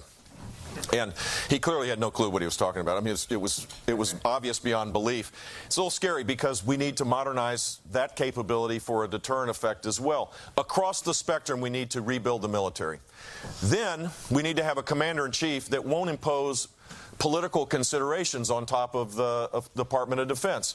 In return for reform and modernization, which is essential, we ought to have the backs of the military. The Commander-in-Chief should not try to politicize things, centralize power inside the National Security Council. When I'm president, I will have the backs of the military, and I will ask for options. You don't outsource this and say, well, the military said this. You accept responsibility, but you're there to provide support, all the support necessary to achieve the mission. And I think we need to be very strategic about when we use force. It can't be at the drop of a hat, but it can't be never. There has to be some feeling that the United States will act in its security interests. And today there's doubts about that. We talk a good game, but then we don't back it up. So if you're looking for someone maybe who's less verbose, who won't talk about red lines without backing it up, or talk about Russia being a regional power and allow Ukraine to be invaded 30 days later, or talks about ISIS being the JV team. Yeah, really? That didn't work out so well. Maybe less talk, but an assurance that our friends know that we have their back and our enemies fear us a bit. That's how you create stability and security. The greatest victory would be that your son, in service to his country, which he'll be an extraordinary officer of the greatest fighting force known to man, that he's never engaged in that battle. That would be the ultimate measurement of success. Not because we cut and run, but because we were so strong and sure of America's leadership in the world that others feared us when it was appropriate to fear us, and our friends knew that we had their back. We got to get back to that. It's called peace through strength, and it's not a cliche. It used to be the bipartisan consensus in this country, and I hope we get back to that. Finally, the best way to assure that you have the support of the troops outside of the military context is to reform the Department of Veterans Affairs. It is unconscionable that we've allowed that to run down. And the best way to start that process of reform, other than career civil service reform, where you fire incompetent people, is to also give veterans choice cards, choices so that they can go to their private doctor or their private clinic or a hospital here, you know, in Nashua, instead of having to go down to Boston. I mean, in these town hall meetings, I've heard so many stories of people that are just getting the runaround, including 2 days ago in Bedford, I think it was, there's 700 people, and the last question, thank God, I asked this woman, and she said, I got a complicated story, but I got to tell it. My dad, who's here, had I got a bill 8 years after he had a procedure for $2,000 more, I think she said, than what we paid before. So 8 years later, they get an invoice. And then shortly thereafter, they get a death certificate. Her dad, apparently, according to the Department of Veterans Affairs, is dead. And he's there. I promise you he was there. And the benefits outside of the Department of Veterans Affairs get cut off, like Social Security, maybe Medicare, and others. They stop. But the benefits inside the Department of Veterans Affairs continue, which is, you know, it's like it's like a nightmare after a nightmare. And it took them 9 months to fix it. This is a real story here in New Hampshire. I can promise you the best way to show respect outside of rebuilding our military to men and women in uniform is to fix that mess as fast as I can. That's it. Thank you. They're kicking me out the door. They're kicking me out the door. Governor, thank you very much for joining us today. I believe your schedule has a hard stop. There are more than 1 million Rotarians around this globe, and we all share 4 tests that guide our daily interaction with each other, with our friends, with our coworkers. This club has added a 5th test, and before you run, I would invite all you to join us. I will gavel the meeting closed afterwards, ask Rotarians to stay on so we can conduct a little bit of business. So as Rotarians and members of this club, there are 5 things that we keep in mind. Is it the truth? Is it fair to all concerned? Will it build goodwill and better friendships? Will it be beneficial to all concerned? And will it be fun?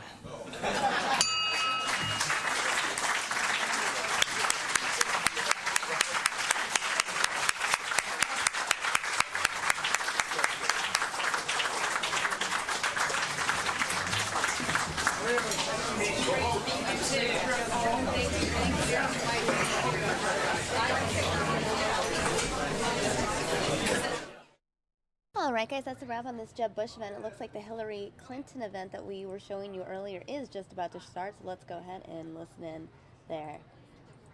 Move the economy forward, and she knows what it will take to wipe ISIS off the face of the map and keep our country safe.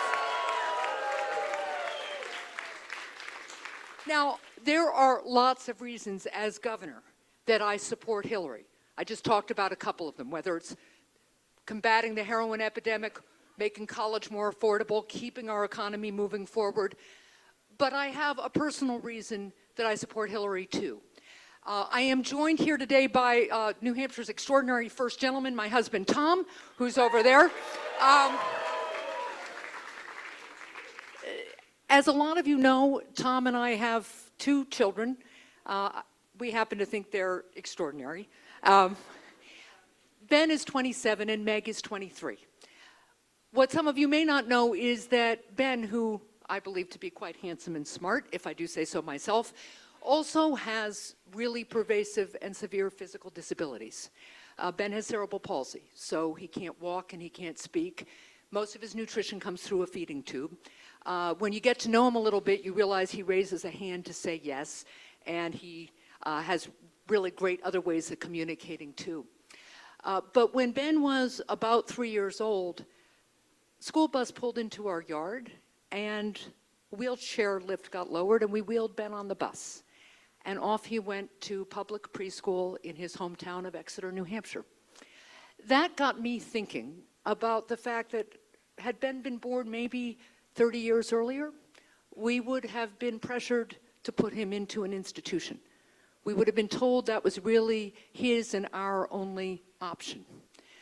Well, here's what I know. About 2 decades before that day, Hillary Clinton graduated law school and went to work for the Children's Defense Fund. And one of the first assignments they gave her was to go knock on doors of families whose children weren't going to school. One of the things Hillary discovered in that work was that a lot of the kids weren't going to school because they had disabilities.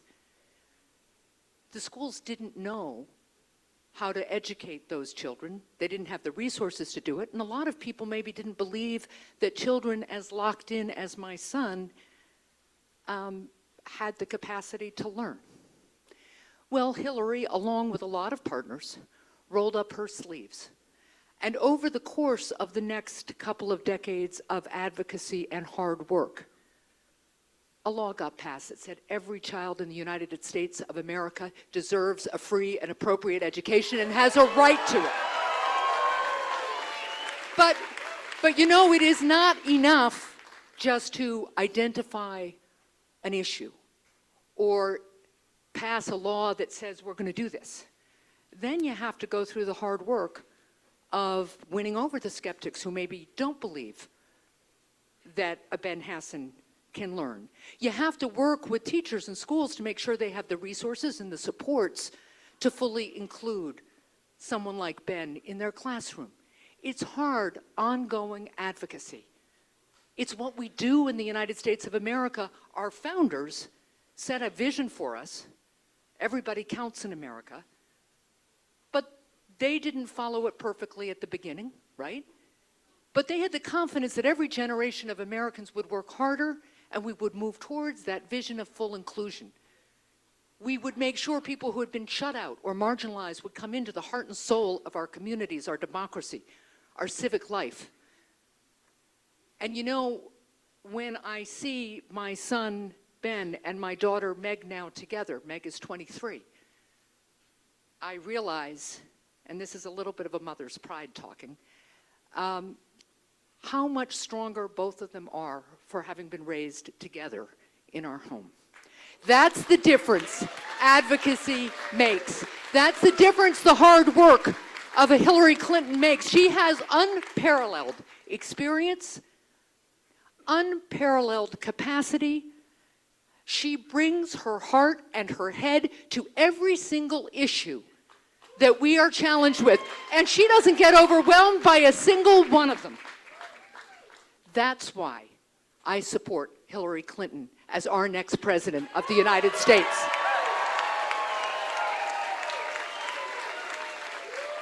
So, I am joined now by another great leader, a friend, a mentor, somebody who knows what it takes to make real change. Jeanne Shaheen served as our first woman governor. Also, by the way, the only woman ever to serve as both governor and United States Senator. Thank you. And also has a record of rolling up her sleeves, reaching across the aisle, talking with people who disagree, and finding a way forward. It's not whether we disagree. It's what we do despite our disagreements that makes change possible. And that's what Senator Jeanne Shaheen understands better than anyone else. So, Jeanne, thanks for being here. Thank you. Thank you very much. Isn't Maggie a great governor? And she'll be a great United States Senator, don't you think? want somebody who's going to stop canceling out my vote, you know? Of course, you know what a mentor means? It means somebody who's older. So, all right, are you ready? Are you ready for Hillary? Do we believe in Hillary? Yes. So thank you all so much for being here. I know this is standing room only. There's not a tot in here. We've got an overflow crowd, and thank you all for being willing to stand out there even though you can't get into the room. Thank you, folks up there. Thank you. All right, I don't know what you said, but let's do it. Fired up, yes, absolutely, and ready for Hillary. So thank you all very much for everything that you have done, for everything you're going to do in the next 24 hours so we can make sure we send Hillary out of New Hampshire with a lot of momentum and send her on because she is going to be the nominee of the Democratic Party and the next president of the United States.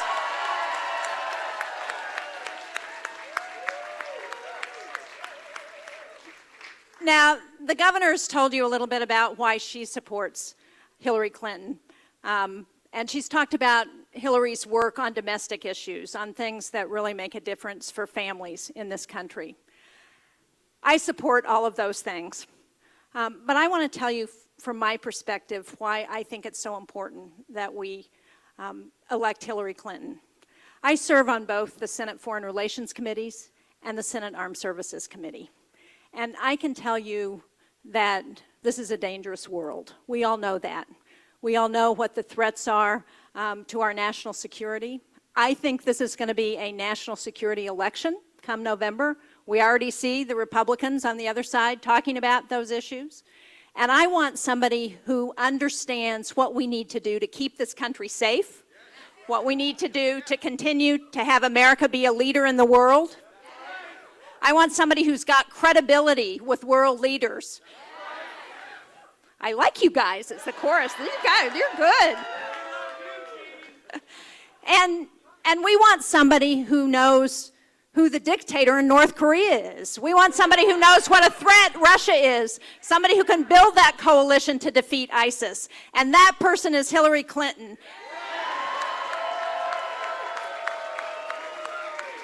She is ready to be commander-in-chief. She doesn't need any on-the-job training, and we are going to elect her our next president of the United States.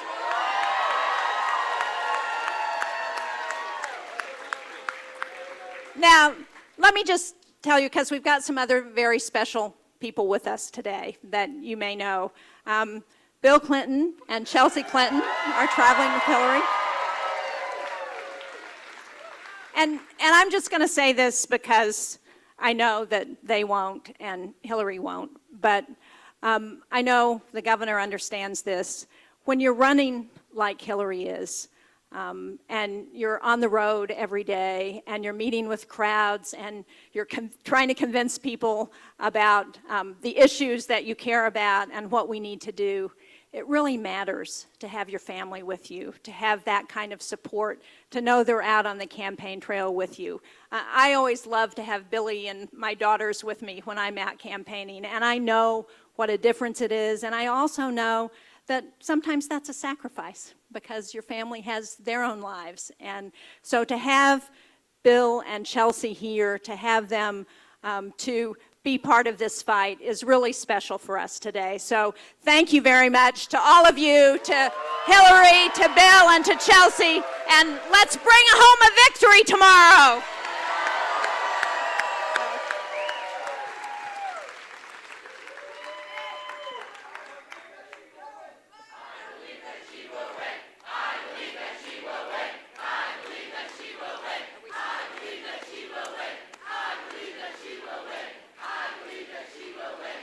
Ladies and gentlemen, please welcome the President of the United States, Bill Clinton, and Chelsea Clinton.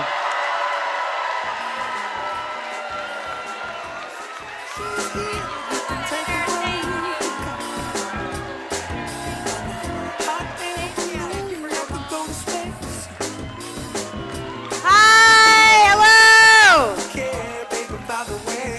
Hello. Oh, thank Thank you for that enthusiastic welcome. We are so excited and grateful to be here in Manchester with all of you. I want to thank Dr. Heward and everyone at Manchester Community College who's let us all, frankly, invade today. So thank you for your hospitality. I want to thank Governor Hassan and Senator Shaheen for that warm welcome. And Senator, there's nowhere else I would be today except for here in New Hampshire with my mom. So I am deeply proud to be my mother's daughter.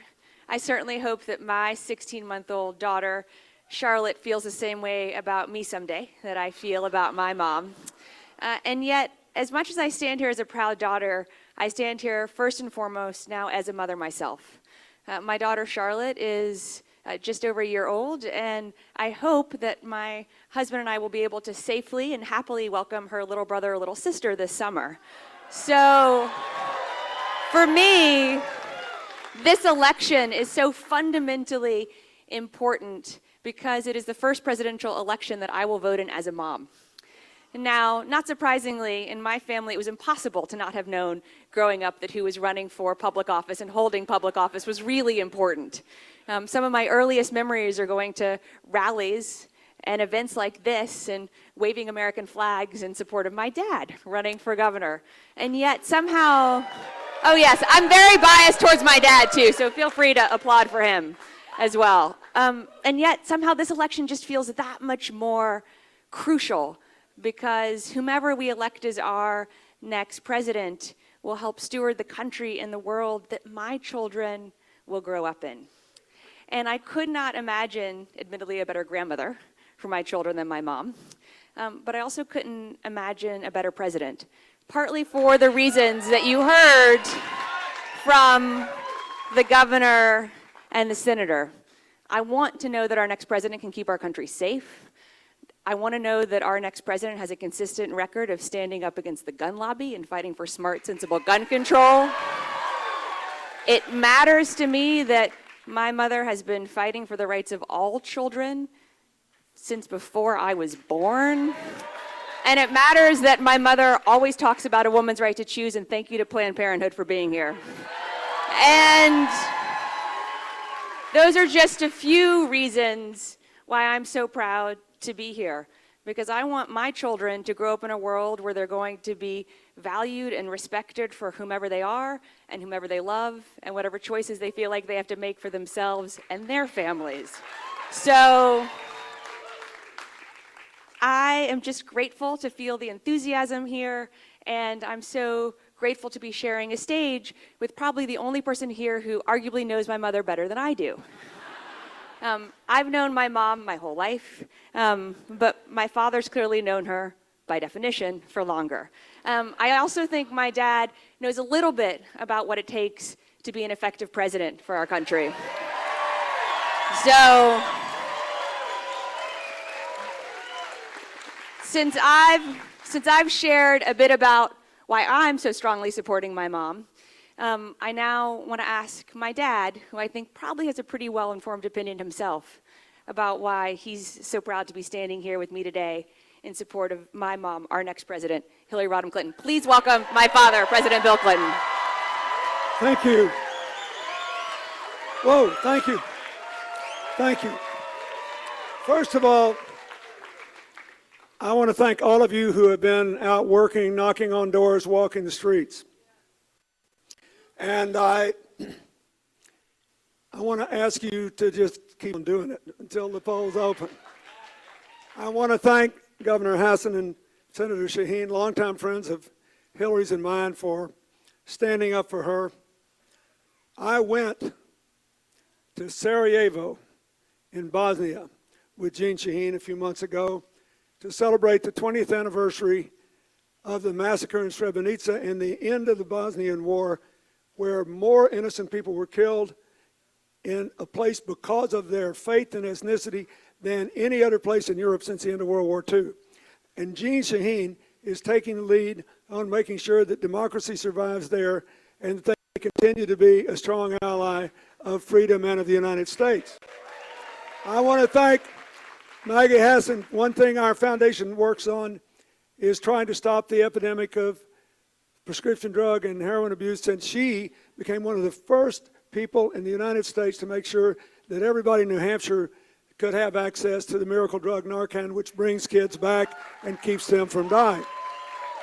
Now, I want to thank Mayor Marty Walsh from Boston, who is Exhibit A of the working person's politician, and has brought a lot of people from Massachusetts up here to help us. Thank you, former Representative Carol Shea Porter.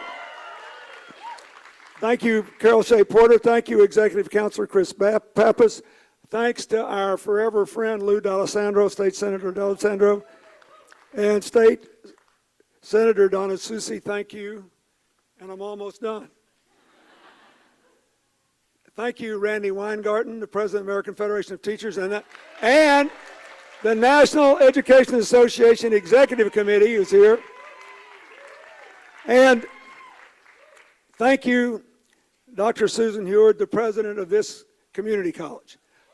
I saved her for last because Hillary basically believes the country ought to operate the way a community college does. It's open to all. Nobody graduates saddled with debt. They're prepared for the future where they can get a decent job and have a decent life. And there's a lot of diversity in a community college, a lot of difference of opinion, but you don't get condemned because of your differences. We embrace it, we relish debate, we discuss things, we try to figure out how to do it. I was the first president ever to speak at a community college commencement, and it was in New Hampshire. So, here's what I want to say. The hotter this election gets, the more I wish I were just a former president and just for a few months, not the spouse of the next one. Because, I have to be careful what I say. And I'm so happy all the time because of our granddaughter and grandchild-to-be that I'm not mad at anybody, but I respect the anger, the apprehension, and the anxiety that so many Americans have. I understand people who get madder every day when they keep reading we're the best performing economy in the world. We've grown 14 million jobs in 5 years, and yet 84% of the people haven't had an increase in their income since the crash. Half of the people after inflation are living on what they were the last day I was in office. The great Irish poet William Butler Yeats said, "Too long a sacrifice can make a stone of the heart." So we need big changes, that's right. You'll hear Hillary talk about her vision for that. But in my life, I have learned two things. One is when you get done with all this, the only thing that matters is whether people are better off when you quit than when you started, and whether children have a brighter future, and whether we're coming together or being torn apart. The rest is background music. So the real question is not, do we need big changes? Yes, the real question is, who's got the best ideas and who'd be the best change maker? And therefore, it's the only thing I'm going to say about this. It bothers me to be in an election where debate is impossible, because if you disagree, you're just part of the establishment. You'll have to forgive me, but I don't think your governor and your senator, I don't think of them as establishment politicians wedded to the old ways. Nor do I think of the governor of Vermont, the only governor in the country to try to get single-payer health care, who had to give it up because it would have doubled the budget of the state and it wouldn't pass. That's hardly an establishment credential. I'm grateful that he's supporting Hillary. And the senior senator from Vermont, America's #1 champion of human rights around the world in the Senate. That doesn't strike me as establishment. Or let me give you another example. All these Arkansas travelers that are here, look at them, who paid their way here. Some of them at some distress to themselves to tell about the person they know. One of them, and I don't want to embarrass him, one of them is our immediate past Senator Mark Pryor, who was defeated in the landslide in 2014, the Republicans had, in large measure because he voted for the health care law. That doesn't strike me as establishment, and nobody alive in my state thinks he lost because people thought he wasn't liberal enough. Change is hard. and it's worth the effort.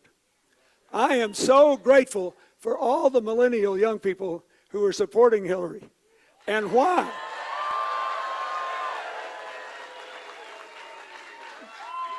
They're just as mad as the ones who aren't. It's just that they know they got to translate their anger into answers and their resentment into results. So here's what I want to tell you. From the day I met her 45 years ago next month, to this morning when we got up and she was trying to explain to me what was going on, she's the best change maker I've ever known. And you just got to decide what that makes. I asked Mark Pryor what he said to people when he was knocking on doors. He said, look, I like them both. I served with them both. But she gets a lot more done. We need somebody who gets something done. And so when we met in law school, weren't many women in law school then. She was helping with legal services to poor people. Then she spent a 4th year to go to the Yale Child Study Center to learn about the challenges children face in America, especially poor children.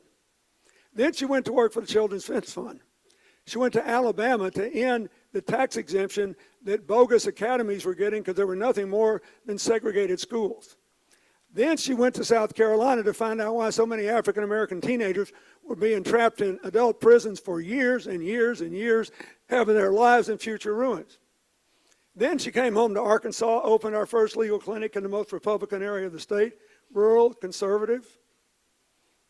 Then she started our first preschool program where there was no such thing as preschool, something she found in Israel. And she got the woman to come all the way from Israel to Arkansas, and pretty soon I was going to little preschool graduations with parents who became their kids' first teachers. There are now, this is all over the country now, there are thousands of young people who went through one of these hippie programs, who learned more, went further, and are having better lives today, just because she always makes something good happen. They have no idea she did it. She always makes something good happen. In the White House, and remember this in the health care debate, in the White House, when we tried to get health care, the experts say we had a really good plan. We just didn't have 60 votes in the Senate. There's not been a single change in health care in 60 years plus since Harry Truman tried to get universal health coverage that didn't have 60 votes in the Senate to break a Republican filibuster. She just kept working. She and Senator Kennedy and others worked on the Children's Health Insurance Program, stuck it in the Balanced Budget Act in 1996. 76% of the Republicans wound up voting for it. There were 5 million kids getting health care when we left office. There are now 9 today. It's an integral part of the Affordable Health Care Act. She just made something good happen. She worked with a House Republican leader who did not like me, to put it mildly, to increase by 65% the number of kids that were being adopted out of foster care by giving a tax credit for adopting a child with disability, or giving people incentives to adopt older children because they were afraid to adopt non-infants. She just made something good happen. In the Senate, she was a walking make something good happen person. And everything she did just about had Republican support, getting $20 billion for New York City to rebuild after 9/11. Not just buildings, lives. She met a woman who was engaged on 9/11, survived, but had to have, I can't remember, 10 or 11 plastic surgeries to get her life back. Her fiance stayed with her, and so did Hillary, and she'll stay with you. She helped the farmers. She helped the small manufacturers. And she helped the veterans. First, to make sure they got the same health care if they were in the National Guard and Reserves as the military did. She did that with Lindsey Graham. Then with John McCain to make sure they treated people with traumatic brain injuries and post-traumatic stress syndrome. She was on the Alzheimer's caucus, and she was the first presidential candidate ever to have a position on autism. And one reason she wants paid leave is so people can take care of their family members with severe conditions. And just made something good happen. And as Secretary of State, she can tell you about that, but I'll tell you this. Henry Kissinger, of all people, said she ran the State Department better and got more out of the personnel of the State Department than any Secretary of State in decades, and it's true. And she negotiated the Iran sanctions. She negotiated a treaty with Russia that reduces the threat of nuclear war. It's the one thing that survives our efforts to get along with Mr. Putin. Took 67 votes in the Senate. She got them. A lot of Republicans. All her life, she just makes something good happen. Yesterday, Hillary went to Flint, Michigan. And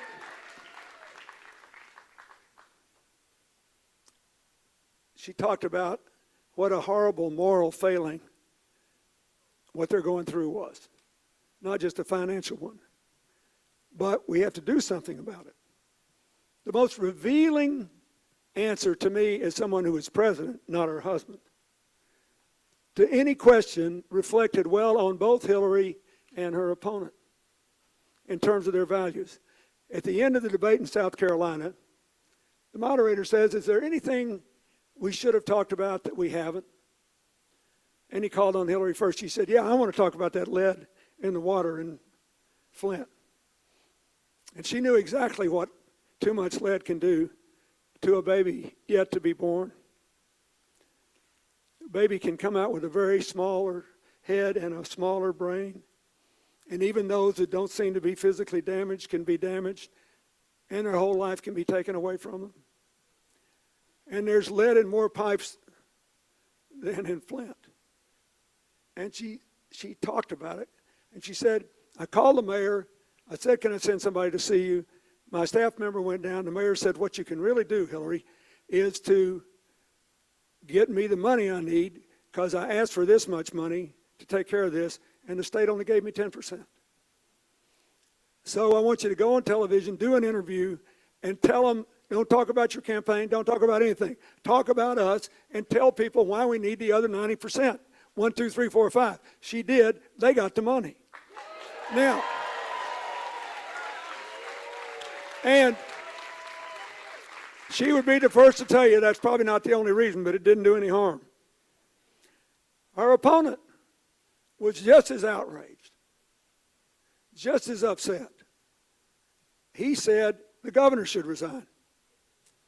And maybe he should, but I doubt if he cares what two Democrats running for president think about it. In other words, you want a president who's good on the great days when you sign a bill to put up 500 million solar panels or a bill to get 100% insurance coverage, who's great on the tough days when something bad happens, and who's great on all the other days. You want a president who every day says, what can I do to make it better? So, that's my pitch. We can't get in a place where we're so mad that we demonize anybody who's against us, where we can't have an honest discussion about who's got a better health care plan, where everybody who's on the other side is part of some mythical establishment, including people like Planned Parenthood and the Human Rights Campaign Fund. We can't do that. We have to do this like this community college works together and producing results together. And so I would like to bring to the stage not only someone I've been married to 40 years, but who for 45 years has made everything she touched and everybody she touched better. The single best change maker I have ever known, Hillary Rodham Clinton.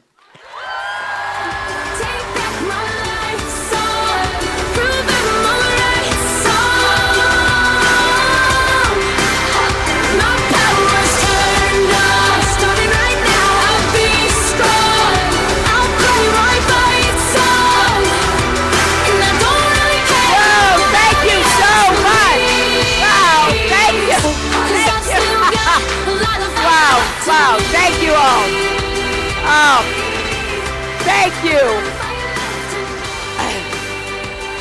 Thank you. Thank you. Thank you so much. Honestly, this is the most amazing experience to be here with all of you. I apologize for those of you who can't get in. I hope you can hear me back there, because I am thrilled to be here the day before the first of the nation primary to make my final push to convince as many Granite Staters as possible to come out and vote for me tomorrow. I don't think a little snow is going to stop anybody, do you? Well, it is a great privilege once again to be competing in this primary, asking all of you to conduct the most important job interview in the country, because that in effect is what it is. And I know voters in New Hampshire give everybody a first, a second, sometimes a third and a fourth look. And I thank everybody here who's already made up their mind and you're coming to vote for me tomorrow. I appreciate you. I'm grateful to you. And for all of those of you who are still deciding, still shopping, I hope I can close the deal between now and the time the polls close. I am so grateful to my husband and my daughter for being here with me. I do just love having the chance to have my daughter with me any chance I can get.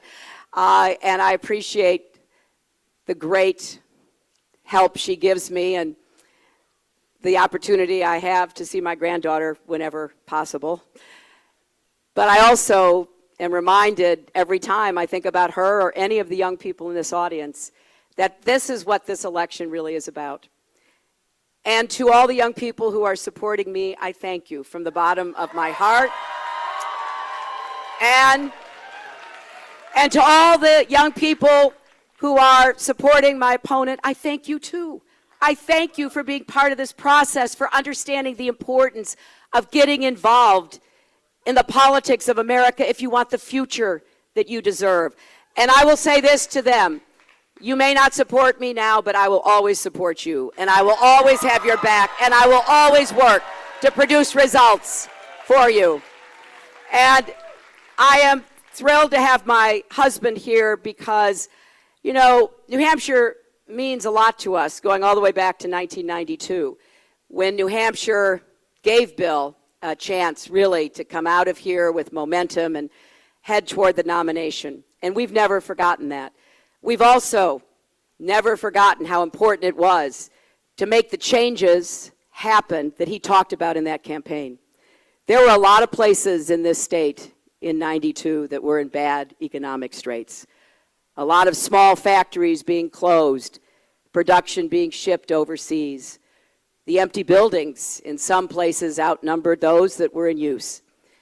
And so it's a thrill for me to go back, for example, to Claremont and to see the revitalization of that town because of a law that my husband passed, the new market tax credit, that enabled the people of Claremont to get a better shot at a better economic future for themselves. So we can actually meet people here in this state who know what it takes to turn the economy around because they experienced it. I only wish we hadn't gotten off track in 2001. Because honestly, I believe that so much of the anger, the insecurity, the fear and worry that people feel now about the economy, about our prospects, about what's going to happen to young people coming out of college with debt or unable to find a job that really gives them the best possible opportunities, is related to the choices that were made starting in the Bush administration. Bad choices for America, wrong choices for the economy, taking their eyes off the financial markets, deregulating and turning a blind eye to the mortgage markets, and having us end up in the worst financial crisis since the Great Depression. And so when I think about what young people today have gone through, what they have known of our country, starting with the horrible attack on 9/11, going into the Great Recession, there is no wonder that they, along with so many of us, are saying, wait a minute, we're better than this. We can do more. We can, once again, chart this ship of state in the right direction. That's what our mission must be. For me, this election is a turning point election in so many ways. And I want you to imagine with me what it is we are trying to accomplish together. Imagine an economy again that produces many, many millions of new jobs, with rising incomes, with pathways of opportunity for advancement. Imagine returning manufacturing to America by changing the tax incentives that too often now send it overseas. Imagine tending to our failing infrastructure in ways large and small, and I saw it firsthand yesterday in Flint. The idea that any city in America would be drinking poisoned water for 2 years because of indifference, because of stonewalling from their government is heartbreaking. But it's also got to be motivating. We have a lot of work to do and a lot of people to put to work, building and maintaining our infrastructure, not just what we can see in terms of roads and tunnels and bridges and ports and airports, but what's under the ground, what brings our water, what brings our energy, what takes our sewage.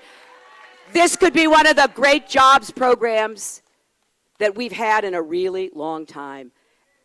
I was at a small diner this morning having some breakfast with Bill, and one of the men there said to my husband, thanks so much for that economy. I worked all the way through it. I want to work again, but more than that, I want my kids and my grandkids to work. That's what we have to think of. Imagine an economy that once again produces those kinds of good jobs. Imagine an economy where incomes are rising again, not stagnant, where people are working harder than ever but not getting ahead. Imagine that we combat climate change by going right at clean, renewable energy.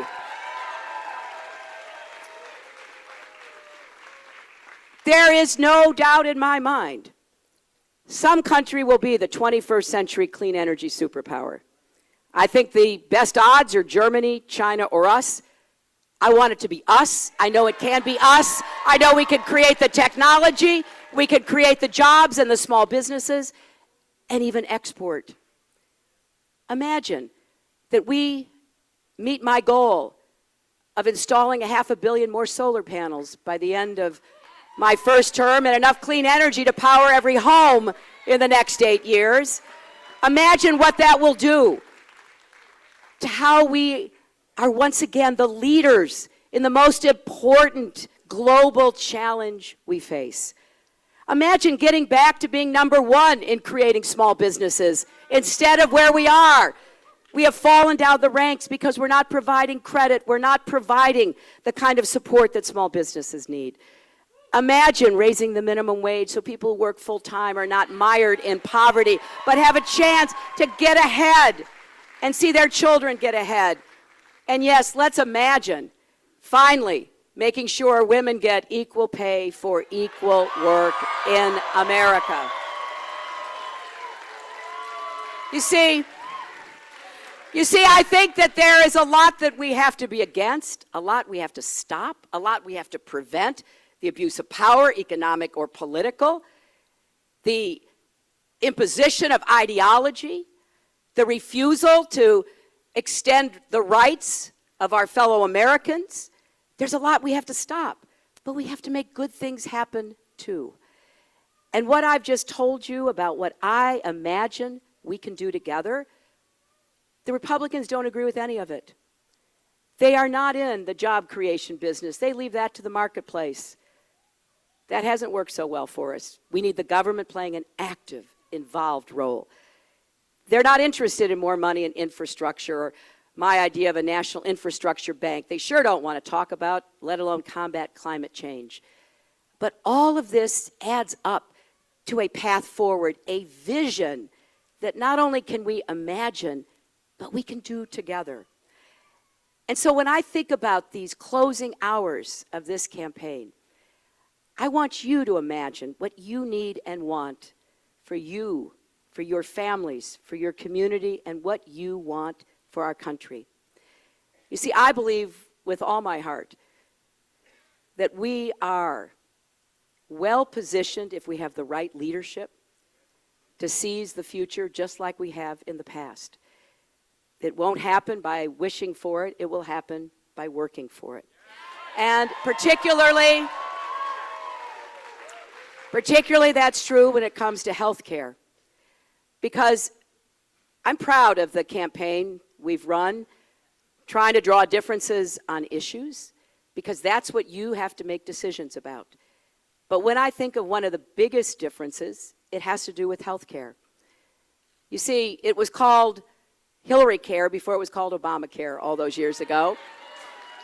And we tried really hard, and we weren't successful. The drug companies, insurance companies really spent a lot of money, as they seem to do whenever I'm around, trying to prevent good things from happening. And it was disappointing. I sure felt, after having talked to so many Americans, that the direction we were trying to head was exactly right. Because look what was going on back then. Some of us remember. The insurance companies called all the shots. If you had pre-existing conditions, you were out of luck. If you were a woman, you paid more than a man.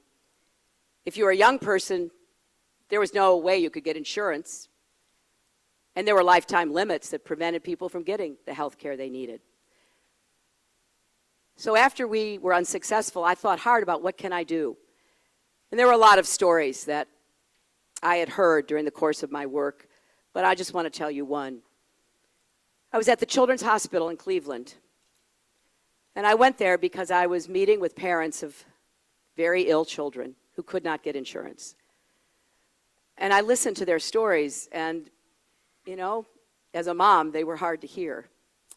And then one man said, you know, here's what I don't understand, he told me.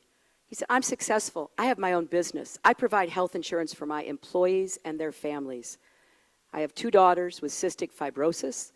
Nobody will sell me an insurance policy no matter what I offer. I said, what did they say to you?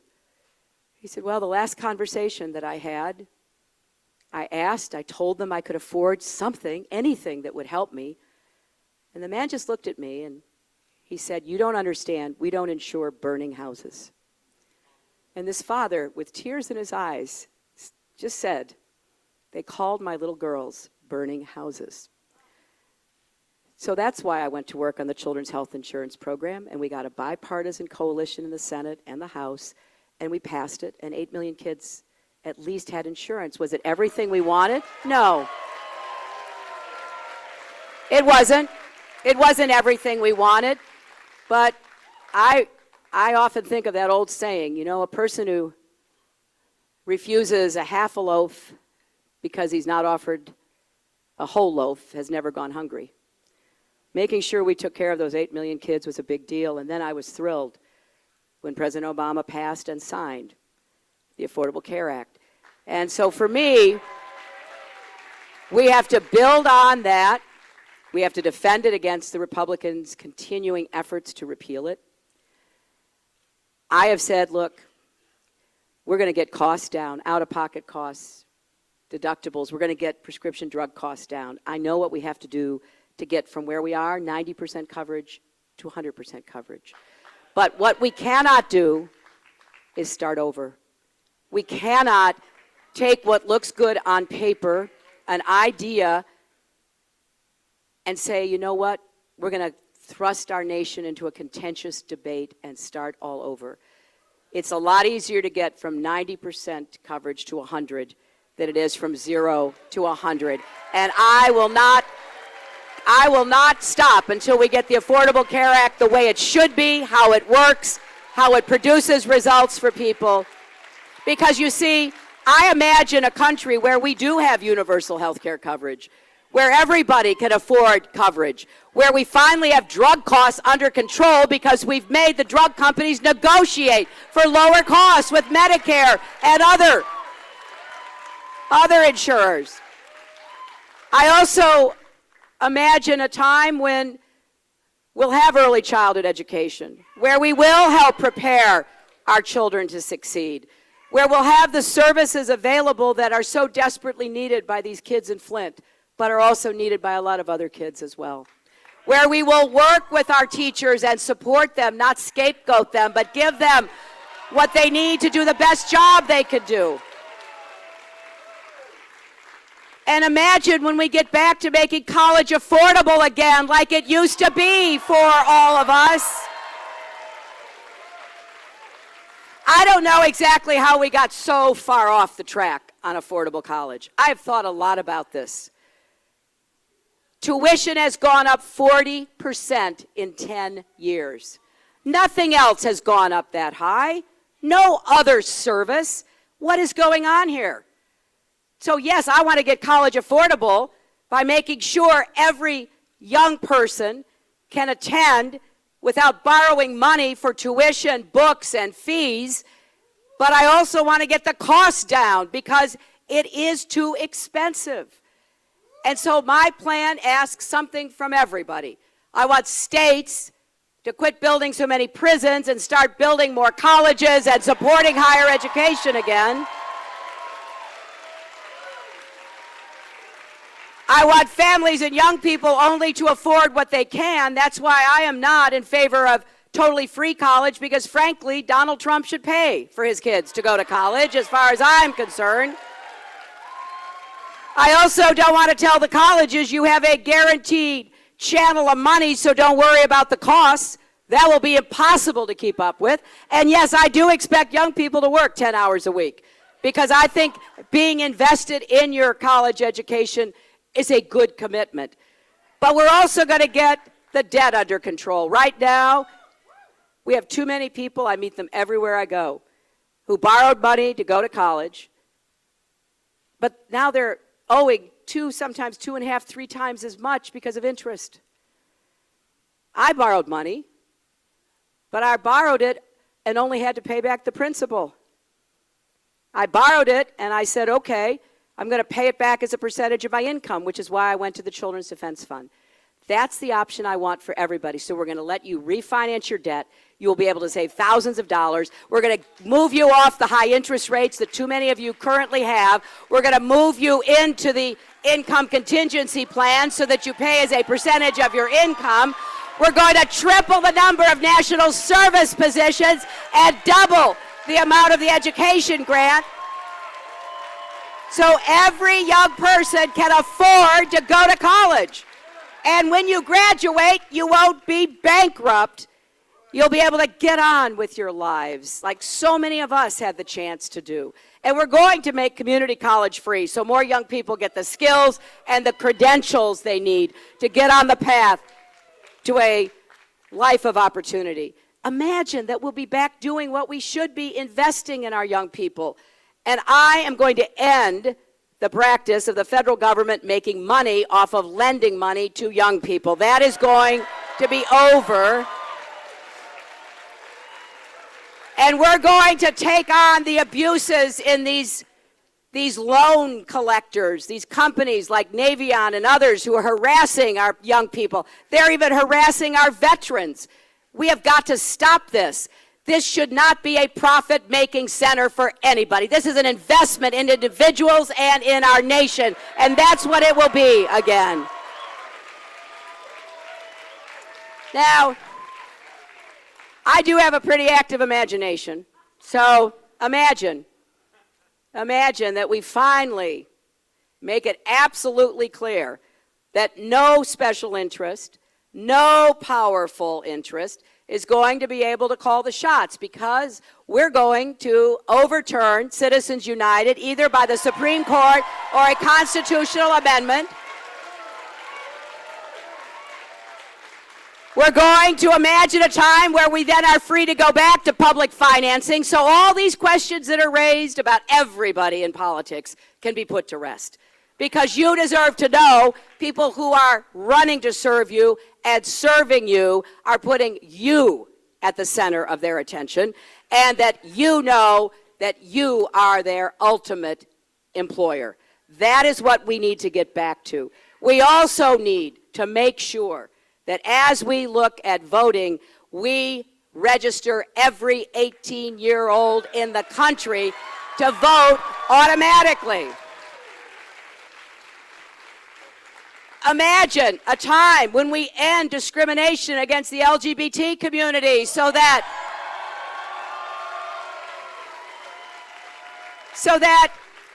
our fellow Americans can be just as involved in every walk of life as anybody else. Now you could get married on Saturday and fired on Monday. That's not right. That needs to end. Imagine that we finally get comprehensive immigration reform with a path to citizenship that will add to our economy. Right now, undocumented workers contribute $12 billion to the Social Security Trust Fund.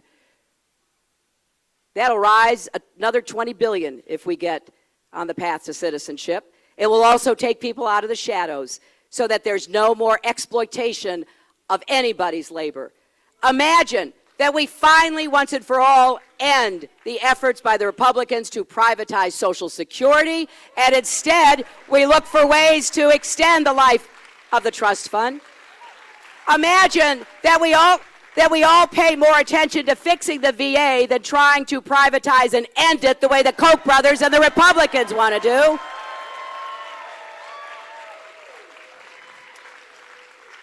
Imagine that we do get the kind of criminal justice reforms that our people deserve. Being equal under the law should not just be a slogan, it should be a reality.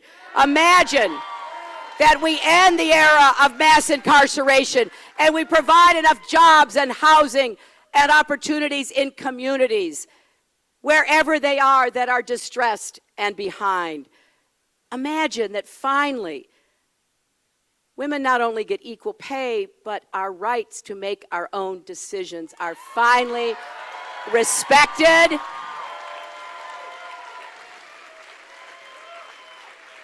And imagine that Planned Parenthood could actually take care of people instead of having to fend off these lawsuits and these partisan attacks. Imagine that we finally get common sense gun safety reform.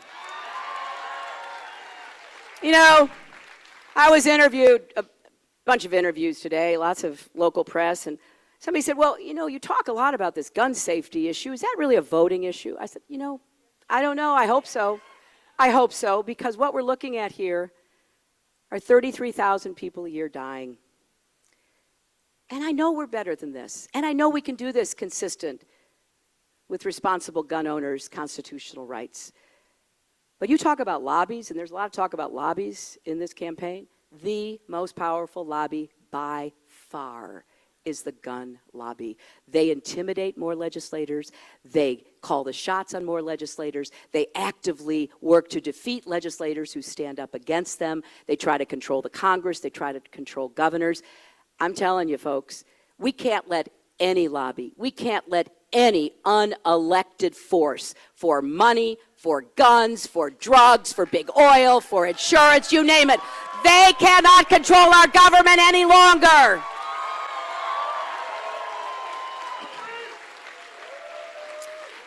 And this is one of the points that I want you to take away from this. You know, Senator Sanders and I share a lot of the same goals. And I think that has made for a very good contest in this campaign. We have really tried, insofar as possible, to keep it on the issues compared to the Republicans, who are mostly engaging in insults all the time. But there are differences, and it's important you understand those differences.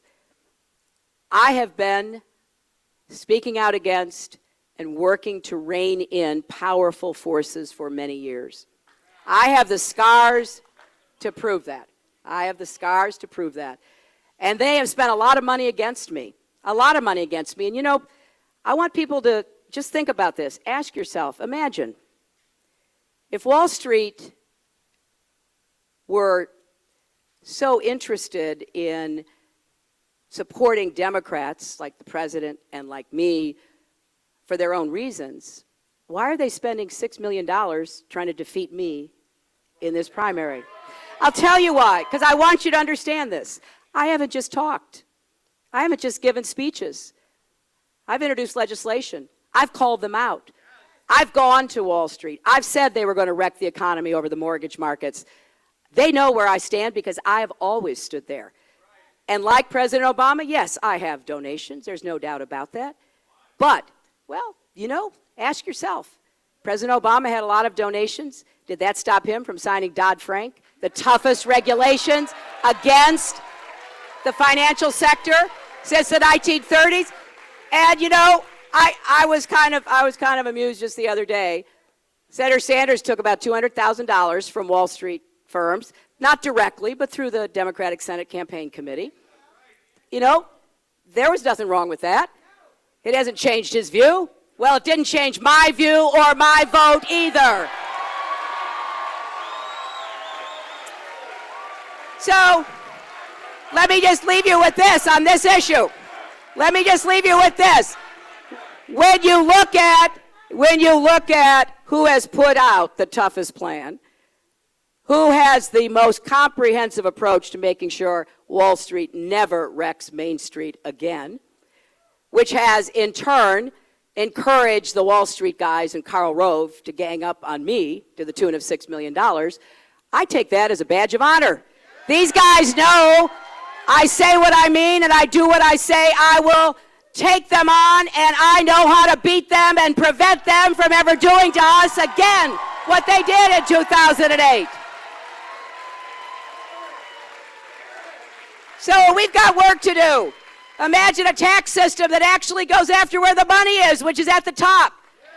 Imagine the only candidate on either side who has said, I will raise your incomes, not your taxes. Middle class families will not have a tax increase when I am president, but I'm going after the millionaires, the multimillionaires, the corporate loopholes, the gimmicks, the money through the Bahamas, through Bermuda. Imagine that we can once again believe that it truly is a government of the people, by the people, and for the people. That is what we must imagine and create together. And imagine that we have on day one someone prepared and ready to protect our country, to keep our families safe, to be the commander-in-chief, to protect our men and women in uniform and their families as well. Imagine that we face new challenges every day we don't even know from where. And as part of this job interview, you have to decide who will be in that White House on January 20th, 2017. Now, let me end with some thank yous. I want to thank the great people of this state. I want to thank all of the public officials who have supported me. Particularly, I want to thank your amazing Senator Jeanne Shaheen, your wonderful governor, and I hope the next senator, Maggie Hassan, Carol Shea Porter, the former and I hope future member of Congress. I'm grateful for their support. It means a lot to me.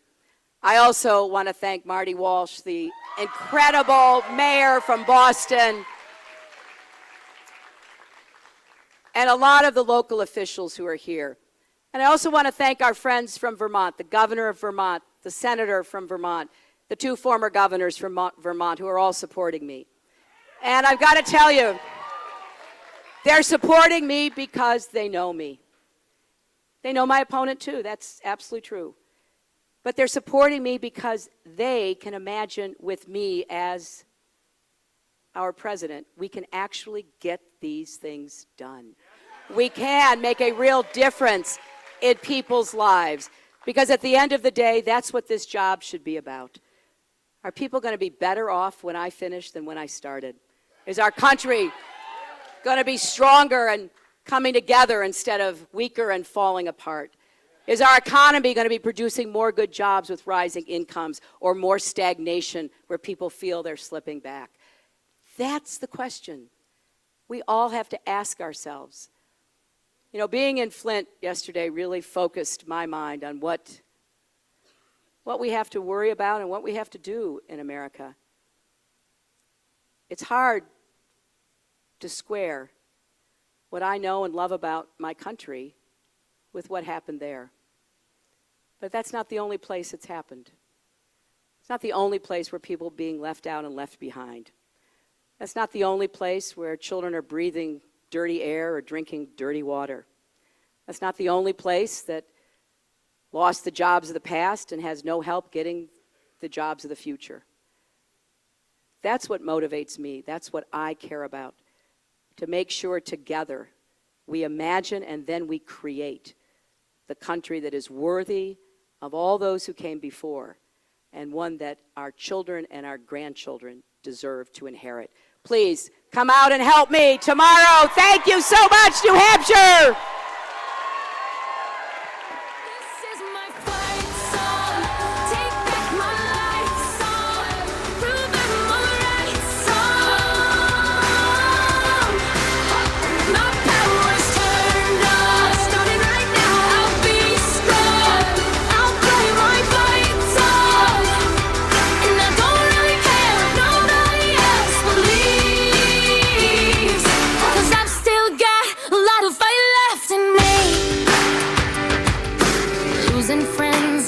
Chasing sleep, everybody's worried about me.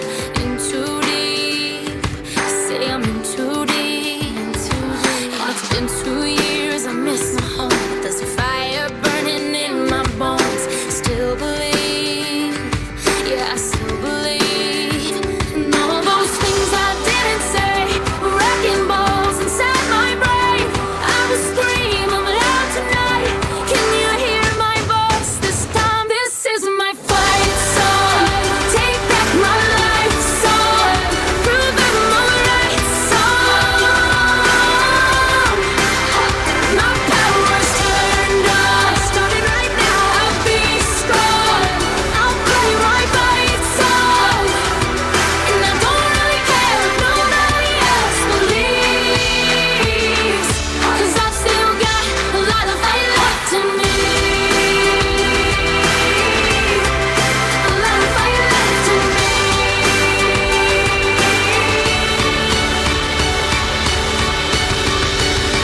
Like a small boat on the ocean, sending big waves into motion. Like how a single word can make a heart open. I might only have one match,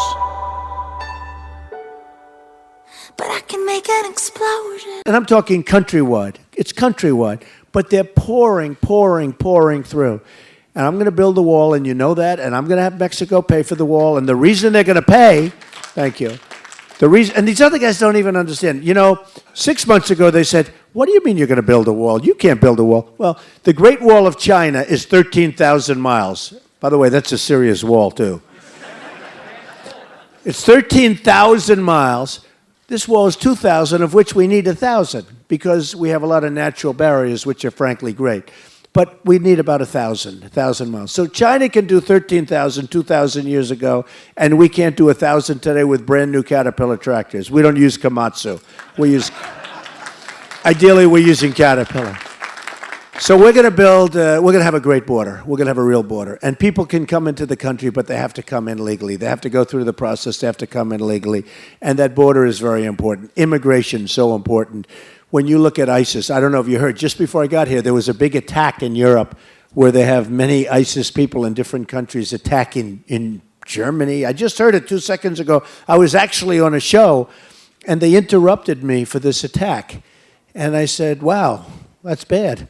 And, you know, you got to interrupt for attack. It's an attack, but it's pretty bad. And it's ISIS. Supposedly it's ISIS. Just happened 2 minutes ago on CNN. It's ISIS, and it's a lot of people in Europe. What are we doing? We can't do this anymore. They want to let these people come in. We have no idea where they're from. You know, the migration, I have a bigger heart than anybody. But we have to be smart. We have no idea where they come from. It could be the great Trojan horse. Look at what's going on in Germany. Look at what's went on in Sweden last week. Sweden, where there's going to be a revolution. Who ever heard of this in Sweden? It never happened before. And they're having tremendous crime, tremendous problems. You know what? We have enough problems, folks. We can be nice. We'll get a safe zone. I will get the Gulf states to pay for it. I don't want to pay for it. We're tired of paying. We owe $19 trillion. Like a business. If we had a business, you'd say the same thing. I don't want to pay for it, right? We just made a deal with Iran. We gave them $150 billion, okay? I would have said, we don't have the money. Sorry. Sorry, we can't do it. We don't have the money. So we're not going to do it anymore. We're not going to do it anymore. We're not going to be the stupid people anymore. We're not going to have the stupid leaders anymore. We're going to have people. We have the greatest business people in the world right here. We're going to have our great business leaders. Carl Icahn, who's one of the greats, he just endorsed me. And other people are endorsing me. They all want to endorse me. But we're going to have these great business leaders negotiate our deals with China and with Japan. Japan sends cars in here like it's candy, right? Cars by the millions, Japan. We give them practically nothing. We've got to have balance. We've got to have fair trade. I'm a free trader, by the way, 100%. But we've got to have fair trade and smart trade.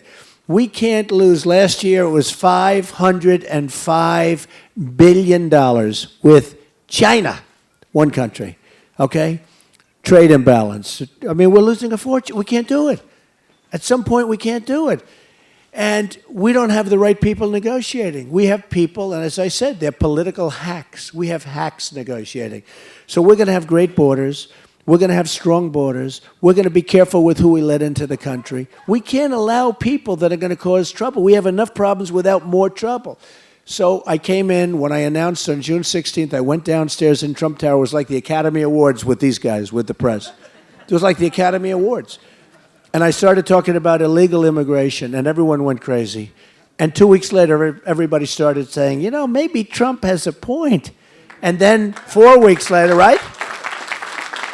And then 4 weeks later, they were saying, bah, bah, bah. And then they started coming to me, and they started saying, well, we're just as tough as him. They're not. In fact, you know, Sheriff Joe from Arizona, he endorsed me last week. Sarah Palin endorsed me. Sheriff Joe endorsed me. When Sheriff Joe endorses you, you have the toughest on immigration. But what is funny, and I laughed, because even during the debate somebody said, but over the last week or so, I've been hearing, and we're going to build a wall. I said, whoa. And my wife said it to me last week. She heard, I won't mention the name of the person, because nice guy, but he was talking about, we will build a wall at the border. And my wife came, darling, did he just say going to build a wall? First time we've heard that. So look, these are politicians, okay? I heard just Jeb Bush, who's a total lightweight. I heard Jeb Bush say before, yes, Marco Rubio is a very, very good friend of mine. I said, he's not a friend of yours. He's not a friend. He hates him. Why does he have to say he's a friend of mine?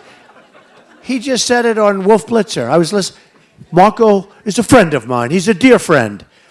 This is political stuff, folks. We got to get out of it. We got to get out of it. Not friends, you know, not friends. And they lie so much. It's just incredible. We have to get away from these politicians, and we have to bring sanity to this country. And the nice part about me is that because I'm not being taken care of by the oil companies and by the drug companies and by all of the other companies and by countries, because you have not only companies, you have companies and countries that have lobbyists. And that debate the other night, which everybody did say I won, but I won't say that. You know, in the Time Magazine, Time Magazine did a poll. Now, I have zero influence over Time Magazine, right? So they did a poll. Almost 70% said I won the debate. And I think next was 6 or 7%. So that was pretty good. But no, I love doing it. But I listened to the whole thing. And then I had to point out to the audience, the crowd was all donors. In fact, I needed some tickets, so we called the RNC, and they said, oh, I'm sorry, we don't have any. They were all bought up by the donors. Now, they actually mean the donors' special interest and lobbyists. They don't want to say that, right? The donors' special interest. I said, what do you mean? That's not fair to me. I'm the only one that doesn't have any donors. That means the room was stacked. So I had 1,000 people in the room, most of whom were donors to these other guys. And people would say something that was like, you know, nothing. And you'd hear clapping. That's because they're desperate to have these people elected. So it was sort of funny. But I had to point it out. Who else would point it out? I said, this room is stacked with donors.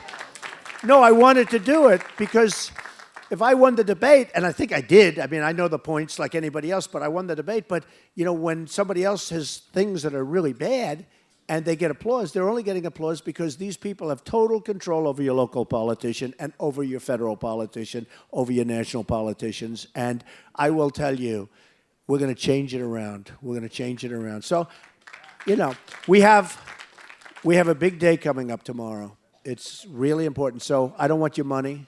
You know, a lot of these guys come in, they ask for money. Can you believe it? If you could give, I don't want any money. I don't need money. I built a great company, like one of the great companies. I have some of the greatest assets in the world, very little debt, great care. I don't need that. And the only reason I even mention that is because that's the kind of thinking we need in the country. Enough with these stupid people. That's the kind of thinking we need in the country. I wouldn't mention that. You know, it takes guts to run for president, and it does. I told you the story when I was coming down the escalator. I just took a deep breath. I said to my wife, let's go. But I took a deep, deep breath because it does. It's something, I've never done this before, and I'm enjoying it. I'm enjoying it, but we have to bring sanity. I'm not doing it because of that, because I can think of other things. As much as I love you people, I could be on a beach someplace. It's not so bad, right? We could be someplace else. The fact is, I love the end result, what's going to be. We're going to have a phenomenal, strong, powerful, rich country again.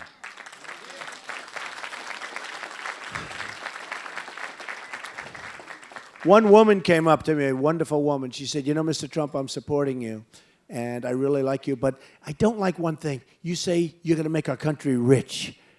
I say, honey, you know, I can't help it if we don't make it rich. I see that tat. If we don't make it rich, we can't make it great. We need money. We need money. We're no different than a person. We're no different than a company.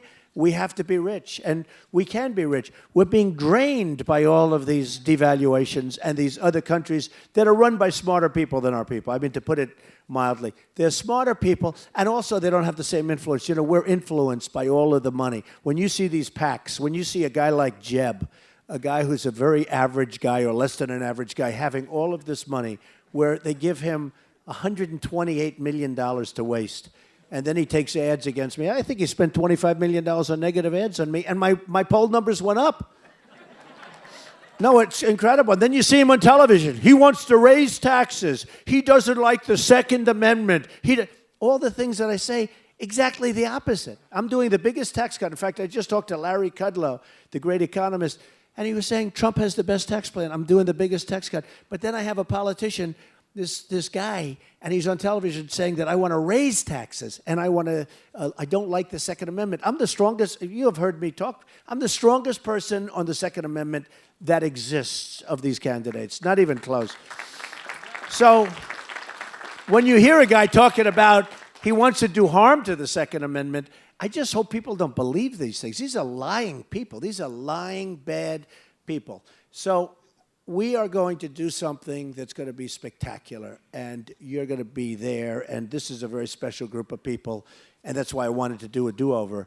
Believe it or not, I couldn't get the plane in, so, you know, I took a little heat for that, for the snow, and now it snows again. I said, there's no way I'm going to stand these. I said, I don't care if I have to come through the Yukon. There's no way. And I thought, with that, I think what we'll do is we'll take a few questions. So go ahead. Anybody have any questions? Yeah, go ahead. Sure. Go ahead. In the back. Oh, do you have a question? Yeah. Go ahead. Okay. Oh, very. I know that. Very powerful. First, Mr. Trump, thank you for visiting the great town of Londonderry. Thank it's you. great to have you here. Thank you. We've got a lot of economic development going on in this town, probably more than any other town in New Hampshire right now.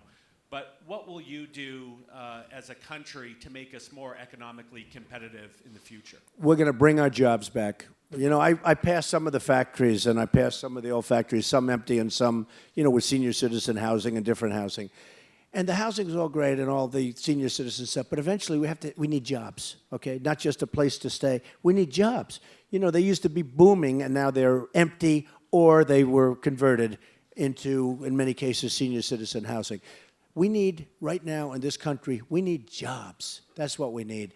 And the jobs have gone. They've gone to Mexico. And I mean, for this area, what's happened to you with Mexico, with people that don't know what they're doing with trade agreements, I mean, it's incredible. I'm going to bring the jobs back. And they'll come back here, but they're going to come back all over the country. You look at, I mean, it's important. We love the country. I want the automobile industry to come. Let them come back into Michigan. Ford's building a $2.5 billion plant in Mexico. I talk about it all the time. It's ridiculous. And then they'll sell cars and they'll sell them into this country for no tax, no nothing. What do we get out of it? How does it help us when Ford is building this plant? $2.5 billion. Think of it. It's a one-story building. $2.5 billion. You know how big this thing is? Now, they're going to make thousands and millions of cars and trucks and parts. How does it help us? It's in Mexico. How does it help us that they're going to make these cars and sell many of them into the United States, along with trucks and parts? Where is it good for us? Now, you know that they closed factories in the United States in order to do this. So I went to the Wharton School of Finance. You went to your own schools. Whether you went to school or not, you don't have to. I mean, it's no good, okay? It's no good. So I told people, and I tell it all the time, I would say, folks, if you're going to go there, we're charging you tax. You want to leave us, build a plant, make cars, and sell them back, you're going to have to pay a big tax. You know what? You do that, they're not going there. They're going to stay right here, okay? 100%, they're going to stay right here. And so we're going to do things. And just, Mr. Mayor, first of all, congratulations. I hear you do a great job, so congratulations, really. But unfortunately, 99% of the country has got problems. You know, when you hear about the 5% unemployment rate, it's sad that they can even get away with it, because the real rate could be 25. Some people think it's 42%. But you have tens of millions of people that have given up looking for a job. And honestly, I go to Dallas. I go to all these places. I have 20,000 people filling an arena. Tonight, you're all invited, by the way, over to the Verizon. You know that, right? I hope. Who's going tonight? Are you all going? I hope you're going to go. Yeah, because we're going to have an amazing event there tonight. And again, the snow, but I think we'll still have it. It'll still be a great event.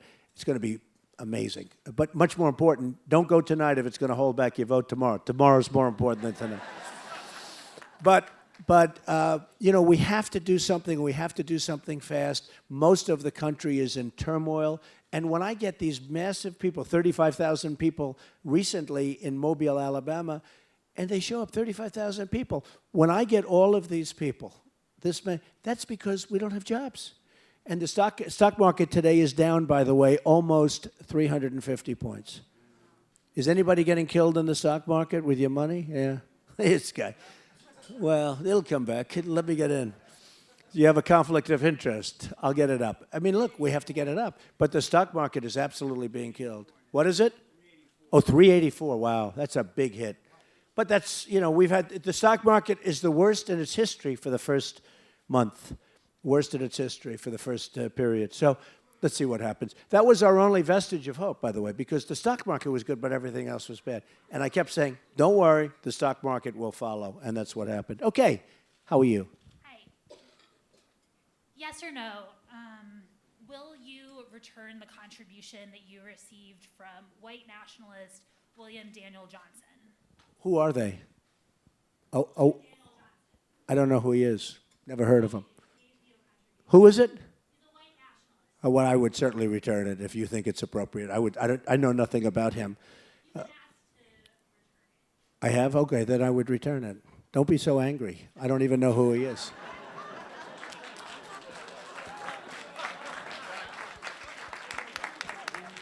Who the hell is he? I don't know. Thank you, Mr. Trump. You know, I was sitting here reminding myself that 53 years ago, I actually went to a 7th grade Valentine's dance in this very room.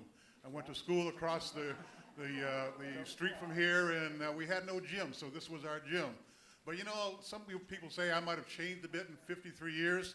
Well, I can tell you what has been changing in New Hampshire is our winters have grown shorter, and our moose numbers are down about 50%, and as our winters have shrunk, and the disease for the moose are up. We need, you know, you're not a shy guy, but you've been kind of shy to talk about climate change. We need someone who will address climate change and help make our moose great again. You know, it's interesting because You know, my sons are hunters, and they love hunting, and they know all about your moose up here. They told me about. They were actually telling me that. Is that mostly disease? Are you saying, or is that from hunting? Wow. Wow, that's unbelievable. And it's down 50%. Wow, that's amazing. I'll look at that. That's incredible. Yeah, go ahead. Do you support the death penalty for convicted drug dealers that are convicted of causing a death due to Well, I do support the death penalty. I'd have to be a little bit careful with that. If somebody kills somebody, I support the death penalty. And I support the death penalty for policemen that get killed when they go in. I mean, we had a case in New York where they go into the car, they put the gun to an officer's head, they pull the trigger. Death penalty all the way. I've always supported the death penalty. I've always supported the death penalty. I don't even understand people that don't. I mean, you have cases that are so egregious where a guy will come up to an 85-year-old woman, punch her in the face, shoot her in the head, rape her, kill her, and then they put him in jail for 25 years. How you can even think of that? And I have friends that are good people, and they say, no, it's cruel and unusual punishment. What is that? It's like the other day during the debate, they talked about the whole thing with waterboarding. And they said to actually Ted Cruz, good guy, they were talking to him about it, and you could see he was hedging. He didn't want to get involved too much. Well, I don't know. You could see it. I mean, I understand, because maybe they feel it's politically incorrect to talk about waterboarding. Now, waterboarding is sort of the least form of torture, if it's torture at all. Some people think it's not actually torture, but it's sort of a minimal form. But they talked to him, and he was really very tentative, to put it mildly. Then they said, well, what do you think? I said, I'm totally in favor of waterboarding. But I'm also in favor of far worse than waterboarding, because people are chopping off the heads of our people. They're chopping off the heads. They're chopping off the heads. And I don't know, maybe I lose votes if I say that. I don't really care. You got to be yourself. I think one of the reasons I'm doing so well, I don't have pollsters. These guys, they can't speak. When Bush was asked a question when he first started about, is the war in Iraq good? So what do we do? I was opposed to it. And by the way, I'm a very militaristic person. Our military is going to be so big, so strong, so powerful, nobody's going to mess with us, believe me. But you got to know. And I don't want to use it. But you got to know. And they asked him, well, was the war in Iraq good or bad? I don't know. Remember that 5 days, 6 days, he gave one answer, another. He went back and forth. This is a guy who is pathetic. And then finally, the pollsters told him what to say. And he said it was bad. Of course it was bad. We spent $2 trillion. We got nothing. Thousands of lives. Wounded warriors who I love all over the place. Got nothing. And now Iran has taken over Iraq. That's the only deal they made that's better than the $150 billion. I always say the $150, that was one of the greatest deals I've ever said. The greatest deal is we gave them Iraq. And Iraq has the second largest oil reserves in the world. So Iran is doing that. Now they're taking over Yemen, not because they want Yemen. They don't want Yemen. They want Saudi Arabia. They'll go and take over Saudi Arabia. And then Saudi Arabia, we defend them for practically nothing. We have bases where we pay rent. We pay rent in Saudi Arabia. Now, I like the Saudis. The Saudis are fine. I do business with them. They're great. Why are we paying rent in Saudi Arabia? They were making $1 billion a day before the oil went down, so now they're making half, okay?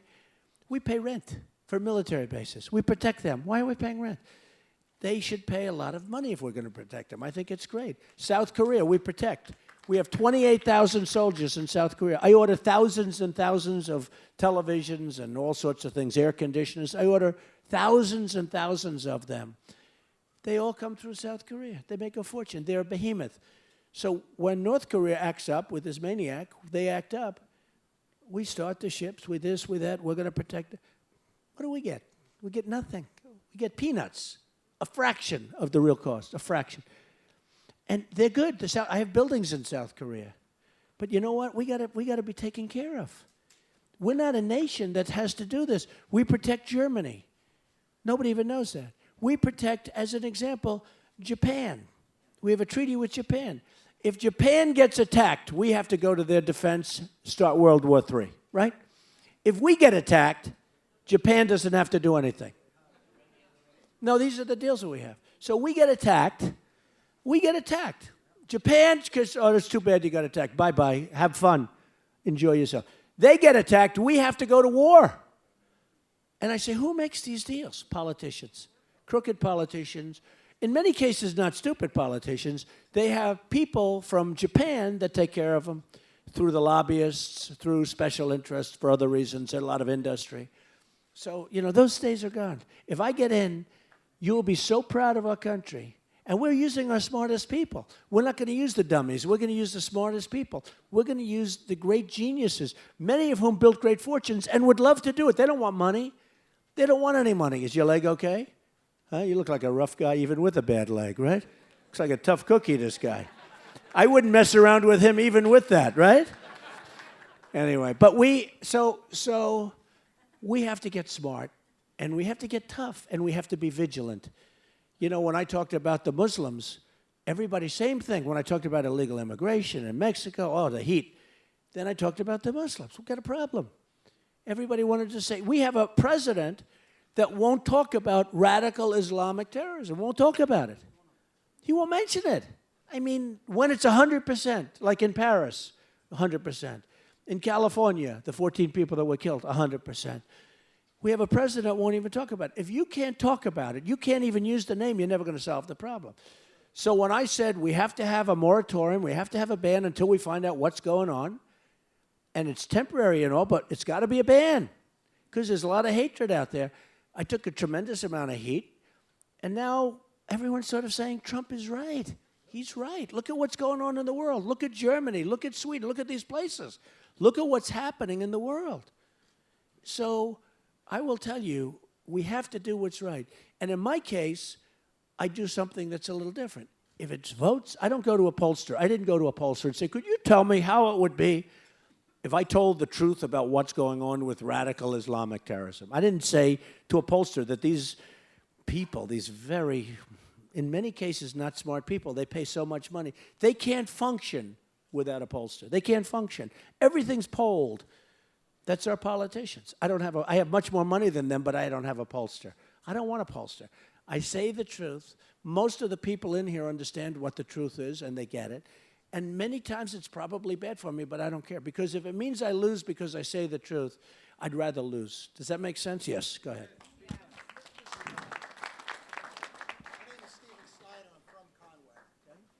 15 years ago, I lost my 19-year-old son to a prescription drug overdose.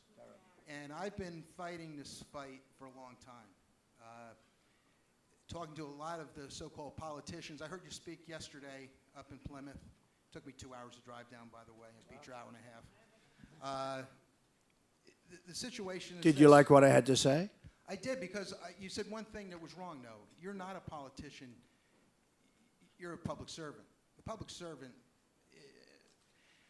we need a leader that's going to really tackle this problem. I think the last time that this country took the drug issue seriously was when Ronald Reagan and George H.W. Bush were in office. We had Nancy Reagan just say no. I mean, a lot of people thought that was trivial, but it really wasn't. I mean, this was my boy. Beautiful. This is my boy that Beautiful. passed away. And with prescription.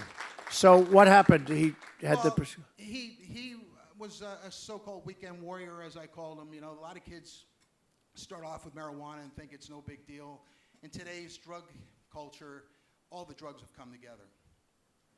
When we look at, obviously heroin came all about because of the prescription drug problem. It created a vacuum. We had a methamphetamine problem. When pseudoephedrine was locked down, we had a meth problem. The Mexicans jumped on that too. So obviously, the majority of the heroin coming across the borders coming from Mexico and South America. We need a president and a leader that really will take this on.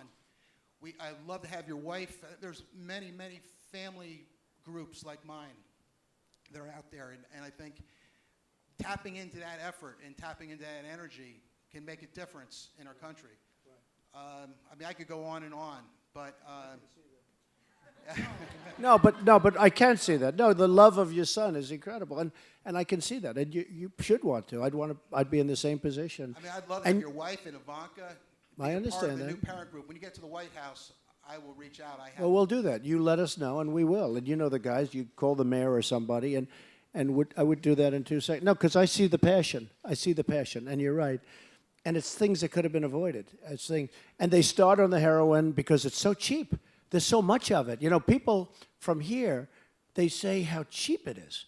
And that's the problem. It's so cheap, and it's so readily available that everybody starts it, and that's where it starts. And frankly, a lot of times that's where it's ends because it's got such power. When I say politician, I always say I hate calling myself a politician because I know the politicians too well. And I do. I usually don't even say the word politician because I hate calling myself a politician. I guess probably by definition over the last 6 or 7 months, that's what I am, but I still refuse to say I'm a politician. Go ahead. And I guess while I was thinking, I tell you my mind's going a million miles an hour here, but there was something I wanted to say and I went blank. I'm sorry, folks, but the border is important, and I understand where what we need to do, and there's a lot of parents out there that want to get those parent groups back started again. And oh, I know what I'm to talk about. The 6,000 drug dealers that were let out of jail.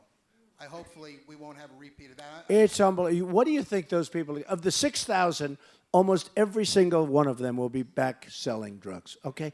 These people are babies that think differently, and a lot of them don't even think differently. They just don't care. Frankly, I don't even think they care. It's almost like they don't like the country. But out of those 6,000, every single one of them will be back selling drugs. It'll be very rare for one that doesn't. It's a tough situation. I'm sorry about your son. And we will. And Mayor, you'll remember that. You'll bring a group. If we win, you're going to come to the White House. You're going to bring a group. Because I can learn much more from Steve than I can learn from these consultants that get paid millions of dollars. You know? Thank you, Daddy. I can learn, honestly, so much more from Steve than I can from these consultants that get paid millions and millions of dollars by the governments and all of the different groups that hire him. He knows more in his one hand than they know. Now, as far as the wall is concerned, Mexico, in all fairness, Mexico could stop this stuff. They're tough as hell. They could stop it. They could stop people from coming across the border. They have no respect for our country. They have no respect. They could stop it one day before the wall. The wall's going up, folks. I don't care. The wall's going up. No, the wall's up.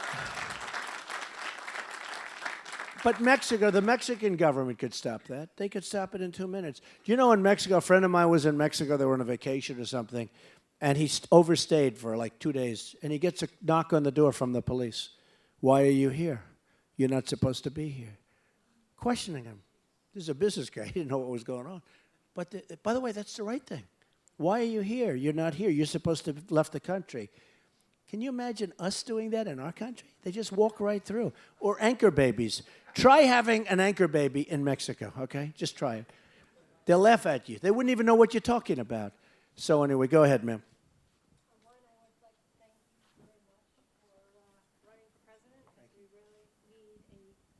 Better president than we have now. Me and my husband are small business owners. We've been in business for 43 years. I would like to know what you're going to do for the people that have been here struggling to stay in business and trying to provide for the people in this area. And we're at the point where we don't know how long you're going to be. Well, part of the problem you have is regulation, right? The regulations are so brutal on small businesses, and we're going to be getting rid of so many of those regulations. We're going to go back. We may go back 20 years, but they have put regulations on us, and all it does is bureaucracy. It's like Common Core. I'm totally opposed to Common Core. You have to see the Department of Education. You know, guys like Jeb Bush are totally in favor of Common Core. They want your kids educated from Washington, and they're weak on immigration. Remember, they come as an act of love. That was Jeb Bush. They come as an act of love. Give me a break. They come as an act of love. And you can't have that.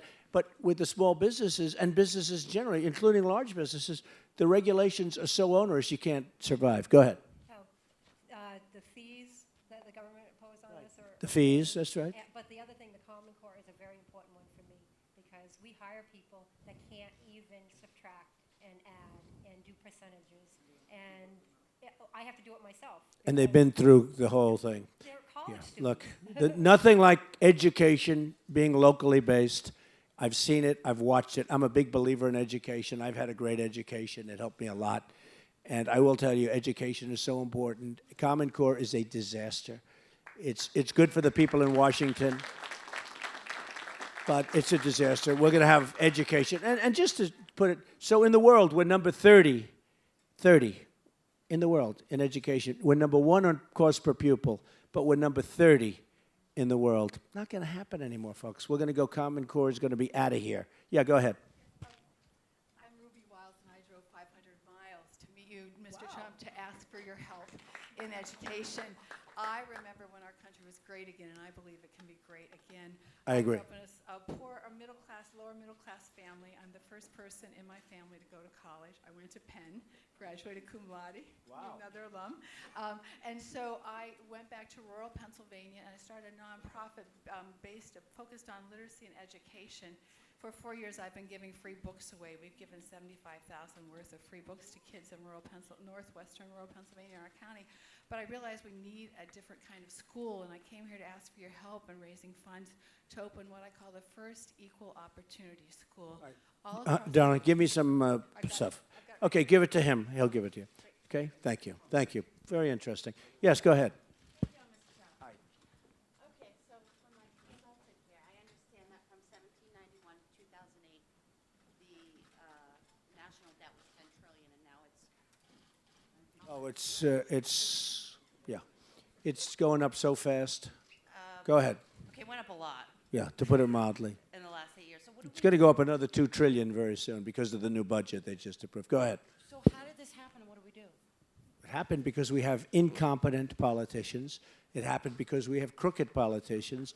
It happened because we have politicians that are getting massive campaign contributions, and they're protecting companies and countries. And with me, none of that's going to happen. Don't worry, we're going to get it down. We're going to get it down. It's called competition. I'll guarantee you, I told you the story about the drug companies. In the military, you have the same thing. In education, you have the same thing. You have the same thing everywhere. No competition. It's going to go down tremendously. It's going to go down. Okay. Okay, go ahead. Yes. What is your exact plan to stop ISIS? Plans or something. You have no idea how many people ask that question. You know, in one way, you hate to talk about it because you just want to surprise. I always say unpredictable. When Obama announced that we're leaving Iraq on a certain date, the enemy said, who would tell us that? And they pulled back. You know, they don't want to die as much as people say they don't care. They do care. And they pulled back, and right after that date, they went in and did whatever they want to do. And, you know, it's gone. Frankly, it's all controlled by Iran now. Soon will be totally controlled, including all of the oil. But there's a certain thing, you know, remember the 50 soldiers that we're sending over about 3 months ago? We are sending 50 soldiers over to Iraq and Syria. We're sending 50 soldiers. Big news conference. Why are we telling people this? Right, Al? Why are we telling people this? Why do we send them? So now these 50 young, beautiful people have targets on their back. Everyone's looking for them. If he wouldn't say that, he wouldn't know. But he wants the publicity. He wants to show. And actually, it's not even a good thing to say because 50 sounds so small. It's almost like, what are you doing with 50 people? But why do you say this? So, you know, when they say, what are you going to do with ISIS? I have absolute plans. I told you about the oil. I want to knock the hell out of the oil and take it away from them and everything else. But I hate to talk about it. I just want to do it. I want to do it. I want to do it. And I have some very definite ideas. We have to do the banking circles. You know, they have banking circuits that are very sophisticated where money's pouring in. But you don't like to talk. I have a real chance of winning. You got to get out and vote tomorrow. But if I win, I'm not going to be talking. I'm not going to be saying, you know, I always say, I use the expression, you know, General George Patton and General MacArthur, these were great sort of semi-modern day generals. These were tough cookies. They didn't talk. They didn't talk. Can you imagine General George Patton being asked, sitting on a television show talking about what he's going to do? He'd smack the hell. He likes smacking people. Like smacking people in the face. He'd smack the anchor in the face for asking him the question. No, but this is a different kind of a world. And I don't want to be talking too much about things like that. All I can say, darling, is trust me. We will win. We will win so fast, okay? And we'll hit them very, very hard. Yes, sir. Go ahead. Right here. Yeah, take this. I was just curious as to what your thoughts may have been on term limits for the congressmen and their lifelong payment, because I don't know of any job in the world that when you stop doing it, you continue getting paid for the rest of your life. I'm absolutely okay with term limits. I don't think, to me, it's not the most important thing, I'll be honest with you, because, you know, in theory, a term limit are the voters, right? If somebody doesn't do a job, you vote them out. So I've always viewed that as the term limit, but I'm absolutely okay with term limits. They are protective of themselves. Well, they don't have to take Obamacare. Do you ever notice? I mean, little things like that. You tell me, how good is Obamacare? We're going to repeal it and replace it. How good is Obamacare when they don't have to take it? Okay? They don't have to take it. We have to take it. They don't have to take it. That tells you everything right there. It's disgusting. I'm okay with getting rid of the term. Okay? Okay, maybe one more, and we'll go out. Let's see a real good one. Who's got a good, interesting question? He's a rough-looking guy, that guy. Go ahead, darling. Go ahead. Go ahead. Hi. I'm an old flight attendant with United Airlines. A young flight attendant. Very old. And I flew Flight 175 September 10th. And in watching the news, the first tower was hit. And then I saw my airplane with my friends on Flight 175. Right. And they were young and good kids, good kids. Two of them just, Amy and her boyfriend Ted had just gotten engaged the week before on a layover. And a lot of... You mean you were on that flight previous? Like 24 hours. I see. And they were my friends, good kids, young, like 20 years old. Right. I could have been their mom. But a lot of survival guilt. And when I got back on the airplane to work a trip, I was so angry. I wasn't afraid at all. I was almost looking for these guys. I understand. I don't know what I would have done, but I was looking for them. But I was so angry and I was so sad. And the two together, it was tough to function. And I had to... And angry is okay, you know, because being angry is okay. We're going to get that. We're going to make you happy again. But being angry is okay. Go ahead. But the two together, I had to walk away from the job, and I loved my job.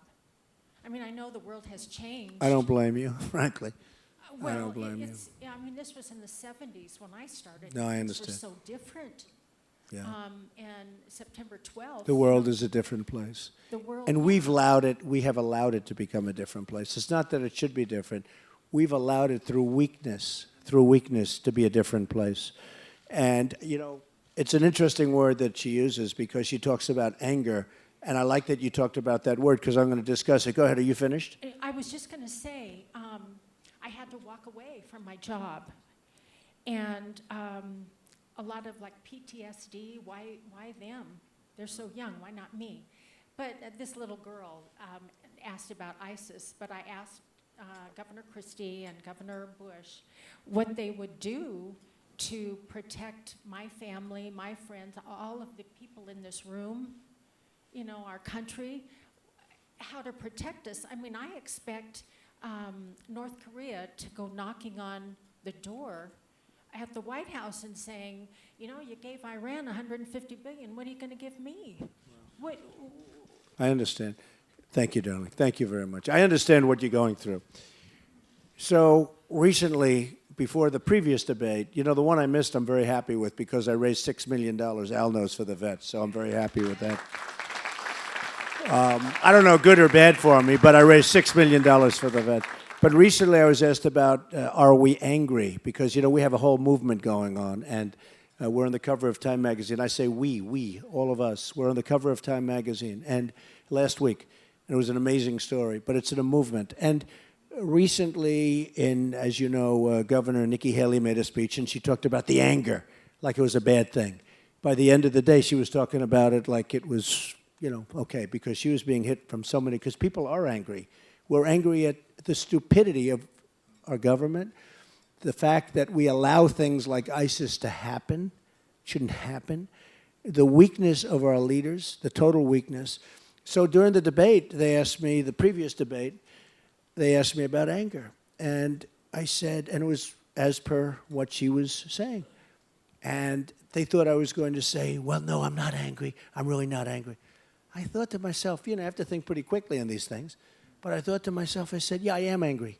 And a lot of people are angry. We're not angry people. I'm not an angry person. but we're angry at the level of incompetence and the level of stupidity that we see in our government, and until we correct it, we're going to continue to be angry. And I'm damn angry, and so are the people that show up by the thousands to these events.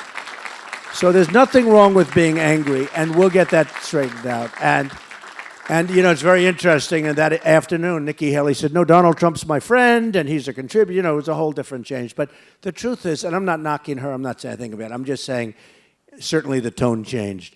We are angry, and we're not angry people. But when we see the kind of stupidity that we see, when we see Sergeant Bergdahl, we get Bergdahl, a traitor, who 6 people got killed looking for him, and they get 5 killers that are back in the battlefields or soon will be. That's not what we want. When we give Iran $150 billion, we get nothing. And then they go and hit our 10 sailors. And frankly, if the money had been passed, they'd still have them. And then they take the money they don't buy from us. And the whole, yeah, we're angry. We're angry. Hopefully we're not going to be angry for long, because we're not angry. We're not angry people. But when we see the stupidity and the incompetence, we are angry, and there's nothing wrong about being angry. I hope you're angry enough to go out and vote tomorrow, folks, okay? Thank you. Thank you, everybody. Thank you. Thank you, Dana. Thank you, everybody. Oh, good. Oh, good. Oh, great, Al. Why didn't you make the presentation? Oh, good. How are you? Hi, Stuart. Nice to see you, Stuart. Great.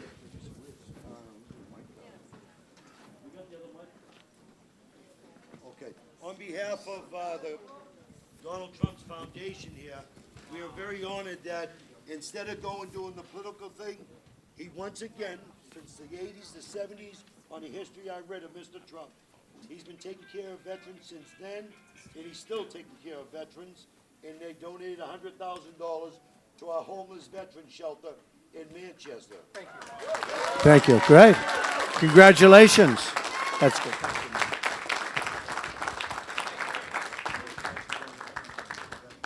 Good. I'll sign that right now. This will make a big difference to help our homeless.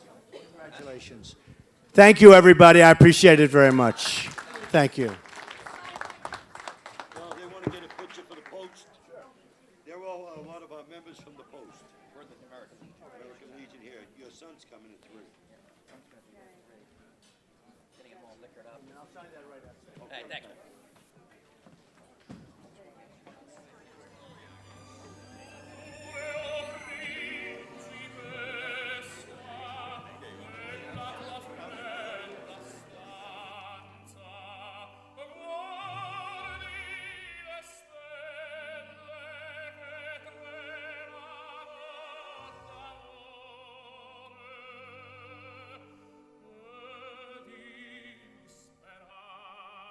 Speranza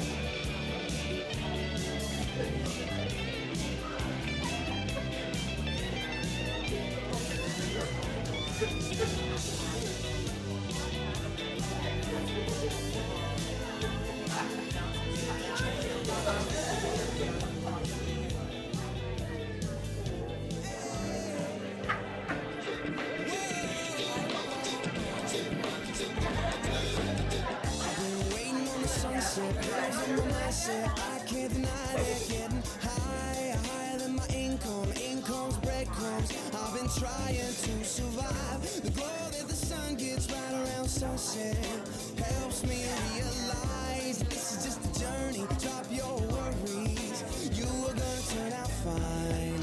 Oh, you turn out fine. Fine, oh, you turn out fine. But you gotta keep your head up, and you can let your head down. Hey, you gotta keep your head up, and you can let your head down. Hey, I know it's hard, no, it's hard to remember sometimes, but you gotta keep your head up, and you can let your head down. I got my hands in my pockets, kicking these rocks. It's kinda hard to watch this life go by.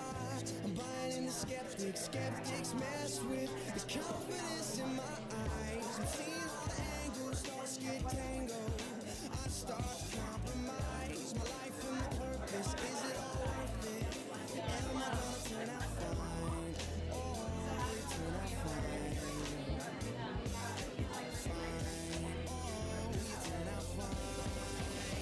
But you gotta keep your head up, and you can let your head down. Hey, you gotta keep your head up, and you can let your head down. Hey, I know it's hard, no, it's hard to remember sometimes, but you gotta keep your head up, and you can let your head down.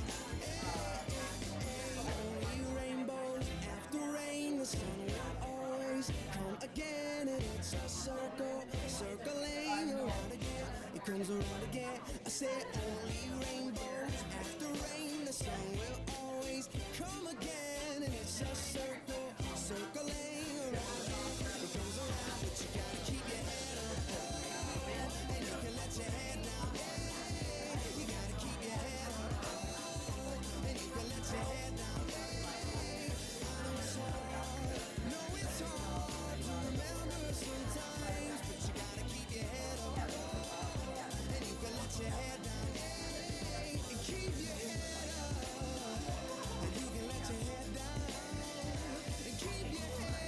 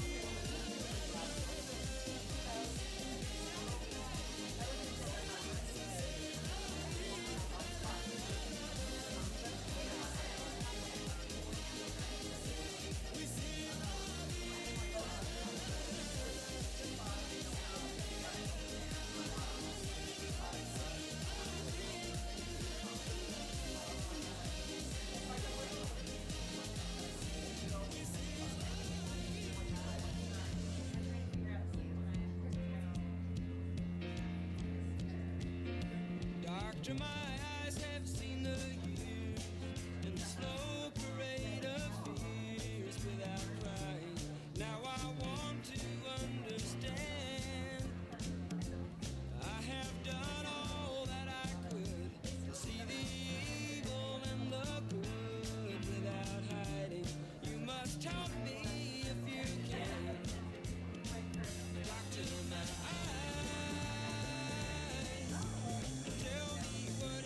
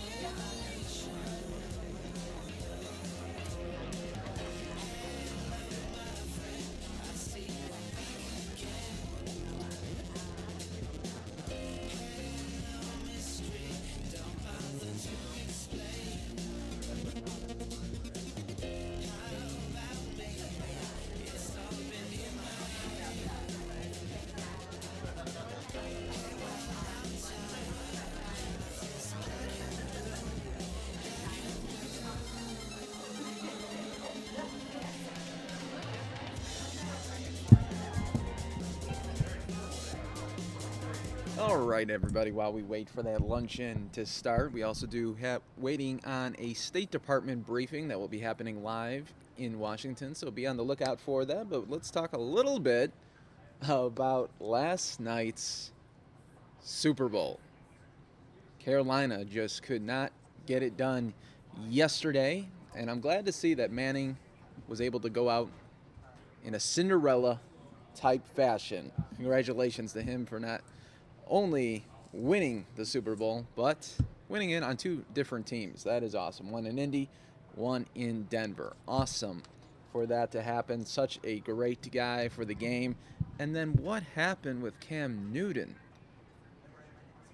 Didn't look himself during the whole game. He couldn't complete passes, and even when he was passing, they were not on target. So it was really, really something to see that all go down yesterday, and then to see him at the press conference yesterday, you know, giving one-word answers and to the press. I mean, hey, buddy, 2 weeks ago you were dabbing like crazy and celebrating on the sidelines before the games were even completed, and now you can't take it the other way, though, can you? When the chips are down, you always find out the true character of someone when the chips are down. And for Cam Newton, the chips were down yesterday, and he did not know how to handle it. Because picture this, the whole season, they only had one loss. So the whole season, they were pretty much in control, in charge, until last night when it all came unraveled. Cam Newton showed us why he's not MVP material. And the one play yesterday, late in the game, when he has the ball stripped, he could go and dive for it, but doesn't. He opts not to dive for it, and then it is subsequently retrieved by Denver. Buddy, this is the Super Bowl. I don't care if you think you're going to get hurt or anything. You got to go and dive for the football. This is Super Bowl. This is when over 100 million people are watching you. You really got to make it happen when that is going down. So that was eye-opening as well. But good for Peyton Manning for winning it. Glad he was able to, what a low-scoring game, though, too. So it was interesting to see there. Very interesting. Tweet me at Mike Page Fox 10. Let me know what you think about the game and how it all came about yesterday. Let me know if you had any favorite commercials. I really didn't think the commercials were that outstanding. I just didn't think so. But what are you going to do? The halftime show, I liked it. A lot of people were getting 50-50 mix on the halftime show. I thought Coldplay did a great job, and I really liked the stage setup, and the graphics on the stage were amazing to go along with his music and the band's music, and Beyonce and Bruno Mars killed it. I loved the little dance-off they had there. It was really, really a great production and number. I liked it even better than last year's Katy Perry when she was over here in Arizona. I thought just the overall aspect of the entertainment value was a lot better. You can tweet me there at Mike Page Fox 10. Let's get you though caught up. Happening right now, the Oscars luncheon.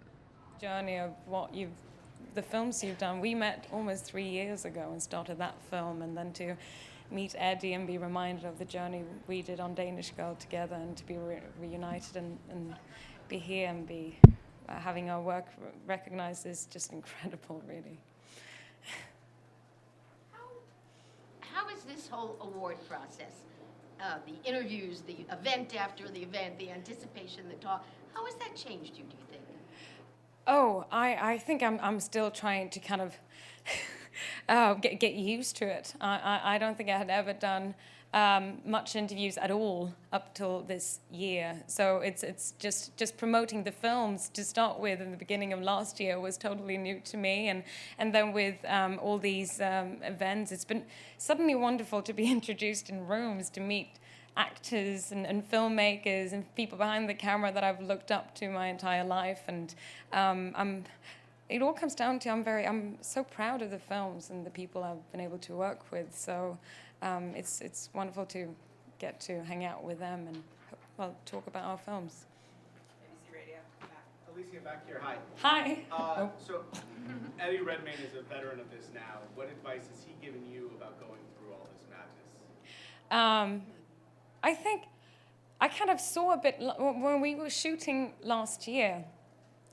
He was in the mix of doing all this, and I think I wondered, like, how do you keep your head straight? And you have to fly out each weekend to LA and do certain things and do interviews. And I kind of think I just learned by watching him, because he was so much about doing that, and he said trying to enjoy it, because it is pretty wonderful, and that's actually what I'm trying to do. And then I've also been shooting at the same time over the last 4 months on a film, and then to kind of be able to enjoy this and then go back and do the proper work and be able to kind of balance both of them, I guess. George, we'll wrap it up. A lot of times when you're in this mix, you don't have time to look at what's next. But I'm guessing suddenly the phone calls are starting, the scripts are arriving. Have you gotten more offers? Right now, I'm about to go back to London and wrap up the Bourne movie, which has been really exciting to be on, and I've been in Vegas for a month, which has been quite surreal. And now I'm doing something very different, which is I think always what you long for, and I'm going to go and do a Wim Wenders film back, almost like a two-hander in France and Spain. So that's going to be very different. So that's what kind of, I think when it comes to work, suddenly when I move on to something else, that's very much it's like having tunnel vision. So I think I'm put all my heart and soul into that firstly now. Thank you. Thank you so much.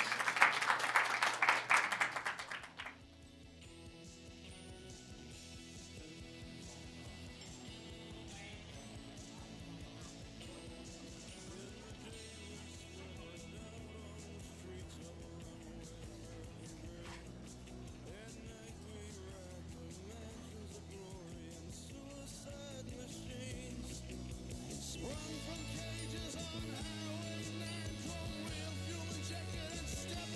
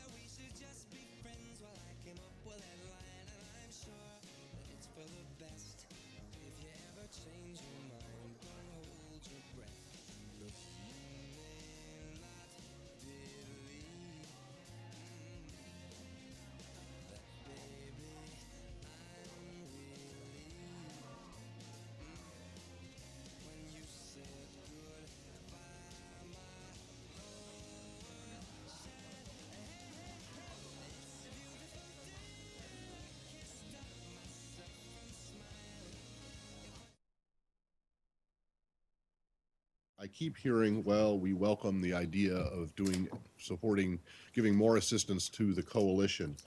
But I'm looking for something from a U.S. official who actually says, yeah, we think this is a good idea, or no, we think this is a bad idea. Well, first, I thought I was perfectly coherent last week. Apparently, you differ. But I'd say it again. And we've seen now the UAE has come in and offered to contribute to this force. And there was some talk about that with the Foreign Minister Al-Jubeir over the course of these last two meetings. And again, as I said last week, we welcome this. As it is focused on Daesh, which it is, we certainly welcome their willingness to contribute to the effort in this particular way. But as I also said, I mean, we still just need to get a better sense of obviously what they envision this would entail and make sure that it matches up with coalition efforts and coalition needs. But again, no equivocation. We welcome the announcement and we welcome the support that they're willing to provide, given that it is going after Daesh. And number two, as I said before, we have we've been saying for a while, we want other nations in the coalition to intensify their efforts just like we are ours. Okay, well, the foreign minister said outside after the meeting that anything that they do with these troops would be part of the coalition, and the coalition is U.S.-led, suggesting, therefore, that the U.S. would lead this ground force, or at least command it at some point, these troops that the Saudis and the Emiratis are. Is that correct? Because I thought that the administration, the position of the president was that there would be no boots on the ground in Syria. I did not hear the foreign minister's comments specifically. He's right. The coalition is U.S.-led. There's no doubt about that. But there's also been absolutely no change to the commander-in-chief's intention not to have a large U.S. military footprint on the ground in Syria. Now, as you know, he has approved, and I won't get into too much Pentagon equity here, but he has approved small numbers of special operations forces to help in an advise and assist capacity, and if needed, a more direct CT capacity inside Syria. But again, I'd let the Pentagon speak to that. There's no change to, at least from our understanding here at the State Department, no change to the broader perspective and the broader policy that there won't be a large conventional sustained U.S. military presence on the ground there in Syria. And as you know, we do have quote unquote boots on the ground when it comes to fighting Daesh, but those are to the tune of about 3,700 U.S. troops in Iraq that are largely in a train, advise, and assist capacity. So when you say that you welcome any member of the coalition intensifying their contributions, what do you make of the Canadian announcement today that they're going to stop flying these missions as of later this month? Well, as I said before, these are all sovereign decisions. It's a coalition of the willing. Each nation has to be willing to contribute what they can. We're grateful for Canadian contributions to date. We're grateful for whatever Canadian contributions persist in the future.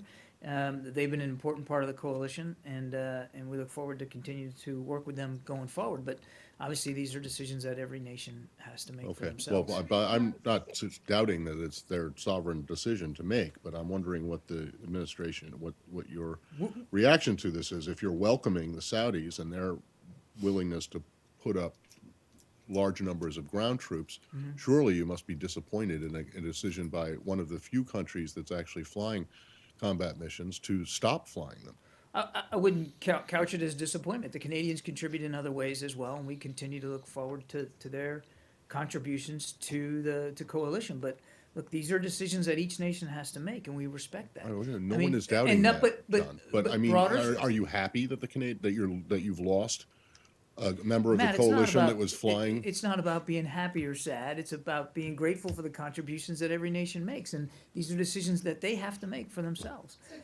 Can I also follow up from Matt saying, first of all, the Saudi foreign minister's remarks today kind of moved on from what they were saying, where they're prepared to participate in ground operations. And he was specifically said, special forces contingent that had told you that they are prepared to give.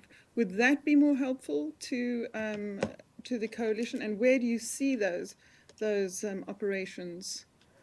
Certainly, any addition to, in a special operations capacity, any addition to the effort on the ground there in Syria would be welcome and could be significant. But again, back to what I said last week when apparently I wasn't being coherent, that we still want to talk to the Saudis about this and get a better sense. But on the whole, on the face of it, we certainly do welcome an effort or desire to intensify efforts. And if and as I said, in a special operations role, that could certainly be meaningful. But again, I think we just need to continue to talk about it. And then on the asked to put these troops to one side to be ready in case there's a decision to intensify. I'm not aware of any specific request that was made of them to do so. So do you know, are they talking to the military about this? Do you know if there talks?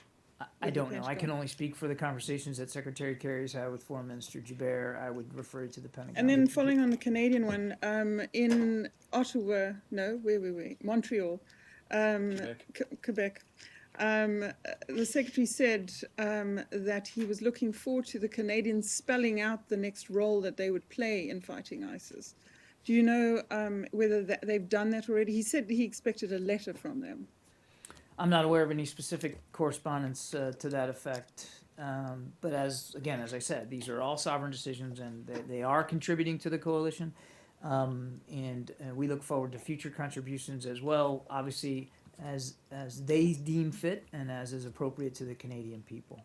John, in your assessment or in the administration's assessment, does Saudi Arabia have the capacity to send in such a ground force? One would assume that it would have to be in the tens of thousands to have any effect, while it is in fact involved in a war in Yemen. In fact, it also depends on many recruits that come from Pakistan, Ethiopia, others, and so on. So they do have the capacity to actually send a formidable ground force that can bring the proper outcome. They certainly have a professional, competent military and ground force. They certainly have capabilities within the special operations realm. I would let the Saudis speak to specifically how many they're talking about and exactly where they would go and what they intend or what they would want them to do. And I would fully expect that all that would be coordinated with the larger coalition, as all military efforts against Daesh inside the coalition are coordinated. Mm-hmm. Would they? I mean, where would they come from? They would have to go through a place like Jordan, maybe. So you would need to coordinate with Jordan. I don't These know, forces. Said. I don't know. Those are second and third order questions I can't possibly answer. And again, that would be more in the military realm. The reason I ask these questions, I want to see how imminent this thing is. I mean, are we talking about maybe in weeks, in months, in a year? I mean, what is your assessment? Is this really an imminent interference by the Saudis? Well, first of all, I don't think I'd characterize it as interference. It would be a contribution to coalition efforts against Daesh on the ground in Syria. We don't consider that interference, as I said earlier. An intensification of the effort could be helpful. Please let me finish. I'm not going to speak for timing. That's for the Saudis to speak to. This is a proposal that they have made, a contribution that they are willing to put forward, and they should speak to the timing and the specifics of that, not the United States. Clearly, we want to stay in close consultation with them moving forward, as we would any contribution of a member to the coalition, particularly in the military line of effort. But I just don't have any more details on this right now. The reason I said Hang on, interference, I'm sorry, Justin, just one last thing, is because, to the best of my knowledge, there are no ground troops from any other country in Syria. So this would be a first, so to speak, right? Well, the president's already talked about a small U.S. special operations effort there inside Syria. If you're talking about a third party member on the ground in any significant number, I'm not aware of any. But again, I'd point you to the Pentagon for more granularity on that. I don't have the order of battle in front of me. What matters is that that it helps whatever this is and whatever it ends up being, that it intensifies the efforts and puts more pressure on Daesh, contributes to our overall effort to degrade and destroy them, in this case in Syria, but obviously we have a larger effort in Iraq and Syria as well. and that it's coordinated inside the coalition and part of coalition efforts, and that's important. And the Saudis have indicated a willingness to work inside that construct, and that's why we welcome it. Can you be a little bit more specific about what exactly they're offering? I listened to the foreign minister outside, and it wasn't entirely clear. And are you able to say, are they offering a large ground force contingent on a U.S. ground force to go with it, or are they offering a smaller special forces operation that would work in concert with U.S. special forces? I think it's premature for me to go into any great detail at this time. First of all, it's a Saudi proposal, and I think we should let the Saudis speak to it and characterize it the way that they want to. We are talking about a ground element. We have discussed the potential value of a special operations capability inside that element, which would be valuable. But as I said, we're still having discussions with them on this, and I wouldn't want to get ahead of any final decisions that they have or haven't made. Ultimately, these are, just as Matt's question on the Canadians and an announcement they made with respect to their F-18s. That's for them to speak to. It's for each nation to speak to their own military contributions, not for us to. Apart from the Saudi offer, does the U.S. believe that the way to turn the tide against ISIL inside Syria is to have some sort of ground troop presence? I won't speak to military tactics. That's not my place here. That said, we have always maintained that you need to continue to put pressure on this group. And that the way to do that is a combination of pressure from the air and pressure from the ground. Now, in Iraq, largely that effort on the ground has been conducted by Iraqi security forces, and our role on the ground has been to help improve the capability and competence of those forces. In Syria, there are several groups that have been operating against Daesh on the ground, and we have provided some assistance as well. And now the president has deemed fit to intensify our efforts in Syria by ordering the Pentagon to contribute a small number, some special operations forces, primarily an advise and assist role. We welcome this proposal by the Saudis to intensify their efforts by introducing some sort of ground elements in Syria to, again, intensify the pressure on Daesh. Exactly what that's going to look like and how that's going to play out, I just don't think we can say right now.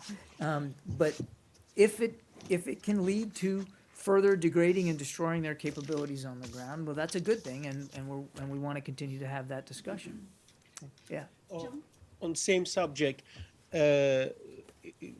Turkish authorities have been talking about a new wave of Syrian refugees because of the Russian strikes.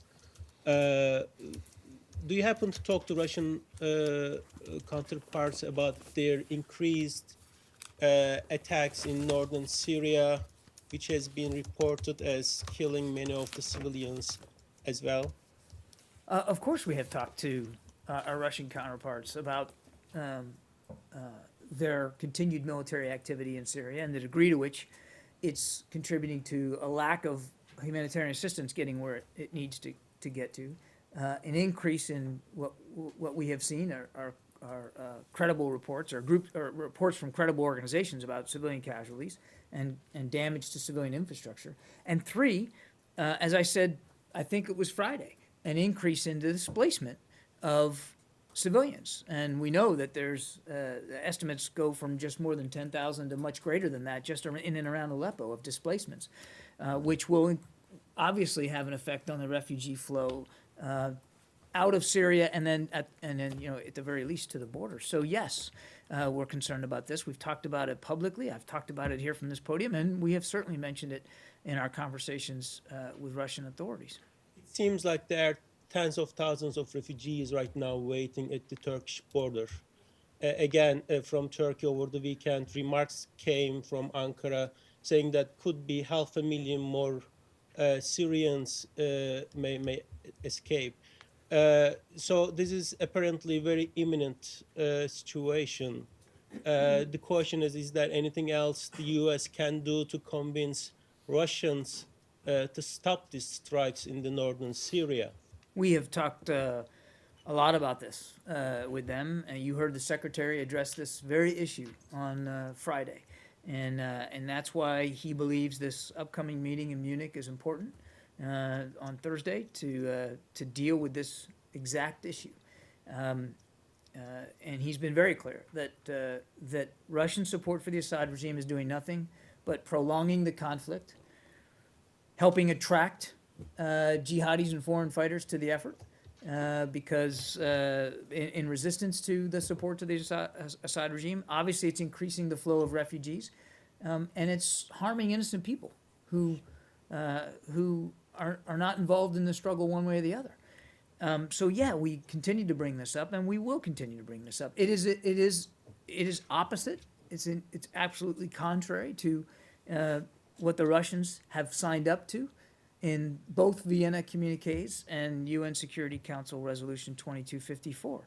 So we've made that plain and clear to them, and I suspect you'll continue to see the Secretary do that. And I think it'll be certainly be a topic of discussion on Thursday in Munich. But it seems on the ground that opposite the U.S. arguments, Russians supported Syrian regime forces and Hezbollah are making gains. Why should the Russians change tactics if they see they are winning on the ground? Our argument is they should stop doing this because in bolstering the Assad regime, they are doing nothing but prolonging the conflict and making it much harder for us to get to any political resolution or transition of any kind. It was, in part, as I said last week, because of Russian military support to regime forces on the ground in and around Aleppo, that the talks in Geneva weren't able to go forward. And the special envoy had to pause them. So the argument to the Russians are, A, you made a commitment that you would support a ceasefire and humanitarian access, so you got to live up to your commitments. They didn't just make them verbally, they made them in writing.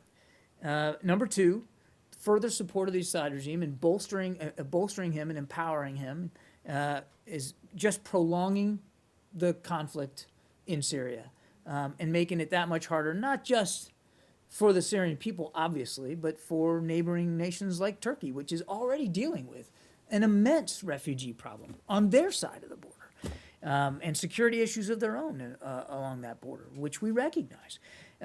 So the arguments are all there in the plain for the Russians to do the right thing. Now, why they haven't done the right thing, you'd have to ask them. But they made commitments. We expect them to meet their commitments. Again, the Secretary was very, very strong on that last week when he talked publicly, and I can tell you he's equally as strong when he talks privately with Russian leaders. Yeah. On Syria too, Syrian aid workers met with the Secretary in London last week, quoted the Secretary saying or telling them that Syria should expect another 3 months of bombing that would decimate the opposition. And they added that the Secretary has blamed the Syrian opposition for leaving the talks and paving the way for a joint offensive by the Syrian government and Russia on Aleppo. Do you have anything on this? Well, I'm not going to, first of all, I wasn't party to this conversation. That said, the Secretary's making no predictions about 3 months this or 3 months that. He has said publicly, and he said so as recently as Friday, publicly, that unless we can get to a ceasefire that everybody has signed up to and humanitarian access to the areas everybody has agreed needs it, then the conflict will be prolonged. I just said that in my prior answer. So I don't know of any prediction he's made in terms of this many months, but certainly he has been very open and frank about his very real concern that should support to the Assad regime continue, should Russian military activity still be designed to go after opposition groups instead of terrorists, that the situation in Syria is not going to get better, probably will get worse, and could go on in a very unfortunate way. I wouldn't begin to predict how long. As for the opposition, there's been no badgering of the opposition. And again, the Secretary addressed this as well on Friday, that all along we wanted we wanted the regime and the opposition to participate in these proximity talks and get them going without precondition. Because if you put preconditions on it, you make it too easy, certainly for the regime and its supporters, to use that as an excuse not to talk and not to sit down and not to begin any dialogue. Also, by being able to have talks, hopefully, ideally, you can start to get at the issues that are most of prime importance, which is a ceasefire and humanitarian access. It's hard to do that when you're not even having a dialogue. It's certainly hard to do that when, as we saw, when people are being bombed and they're not being able to get food and water and medical supplies. But there was no badgering of the opposition here, and there was no blame game, except that what you saw the secretary say very publicly last week, which was that he felt the regime itself and its supporters, yes, including Russia, did contribute to an atmosphere in Geneva that was not conducive to productive dialogue, and seemed to indicate that what the regime in Russia believe is that there is a military solution to a problem that we always have maintained there can only be a political solution for. One more on this too. Foreign Minister Al Jubair has just said that he discussed with the secretary how to intensify the aids to the opposition to stop the offense made by the Russians and the regime. Is the U.S. involved in intensifying the aids to the opposition, or can you elaborate on this? I think in general terms, Foreign Minister Jubair has it right. We are talking about ways we can intensify our efforts, but I'm not going to go into any great detail. More on Syria? Go ahead. In your estimation, with the Syrian government advancing Aleppo, which is backed up by Russian airstrike, how does that affect the effectiveness of the Syrian opposition party? And in their role of the process, do you think they actually complicate the resumption of the peace talks? I think I just dealt with that. Obviously, I said that publicly here from the podium, that certainly the continued bombing carried out by Russian military aircraft in support of regime forces on the ground made it that much harder for us, for the opposition, to continue to stay in Geneva and have a dialogue over a potential way forward politically. No question about that.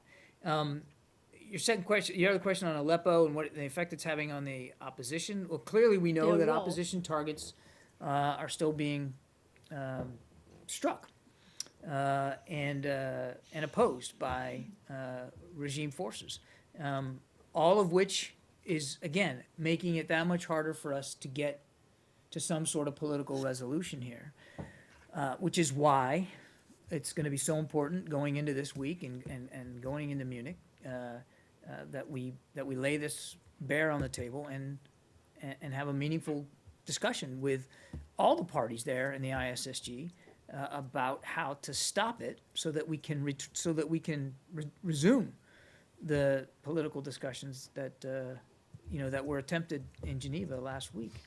Has Secretary Kerry spoke to Lavrov since last week? I don't have any recent calls to Foreign Minister Lavrov to read out. Nothing in the last several days. John. On Syria and Turkey, President Erdogan was reported yesterday as having criticized Envoy McGurk's trip to Kobane. He said that the United States would have to choose between a partnership with Turkey and a partnership with what he described as terrorists, the PYD. I don't know if you're aware of the remarks and can speak to them, and if you're not, which side would you choose between Turkey and the PYD? Well, number one, Turkey's a NATO ally and a key partner in this effort against Daesh.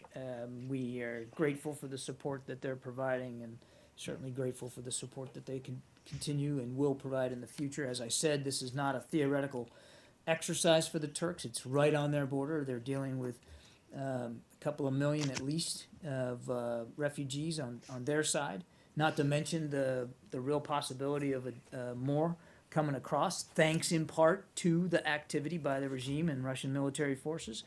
So we understand that there's a great sense of pressure there in Turkey, and again, we're going to continue to work with them as closely as possible. All right, everybody, And the we are concerns going that to they have be expressed about, signing off for the just an hour YPG as we is have to do some not maintenance new, on the stream, but nothing new at all. we will be back up at And, 2:30 we're gonna Arizona continue time. to talk with them and consult with them about them. Look,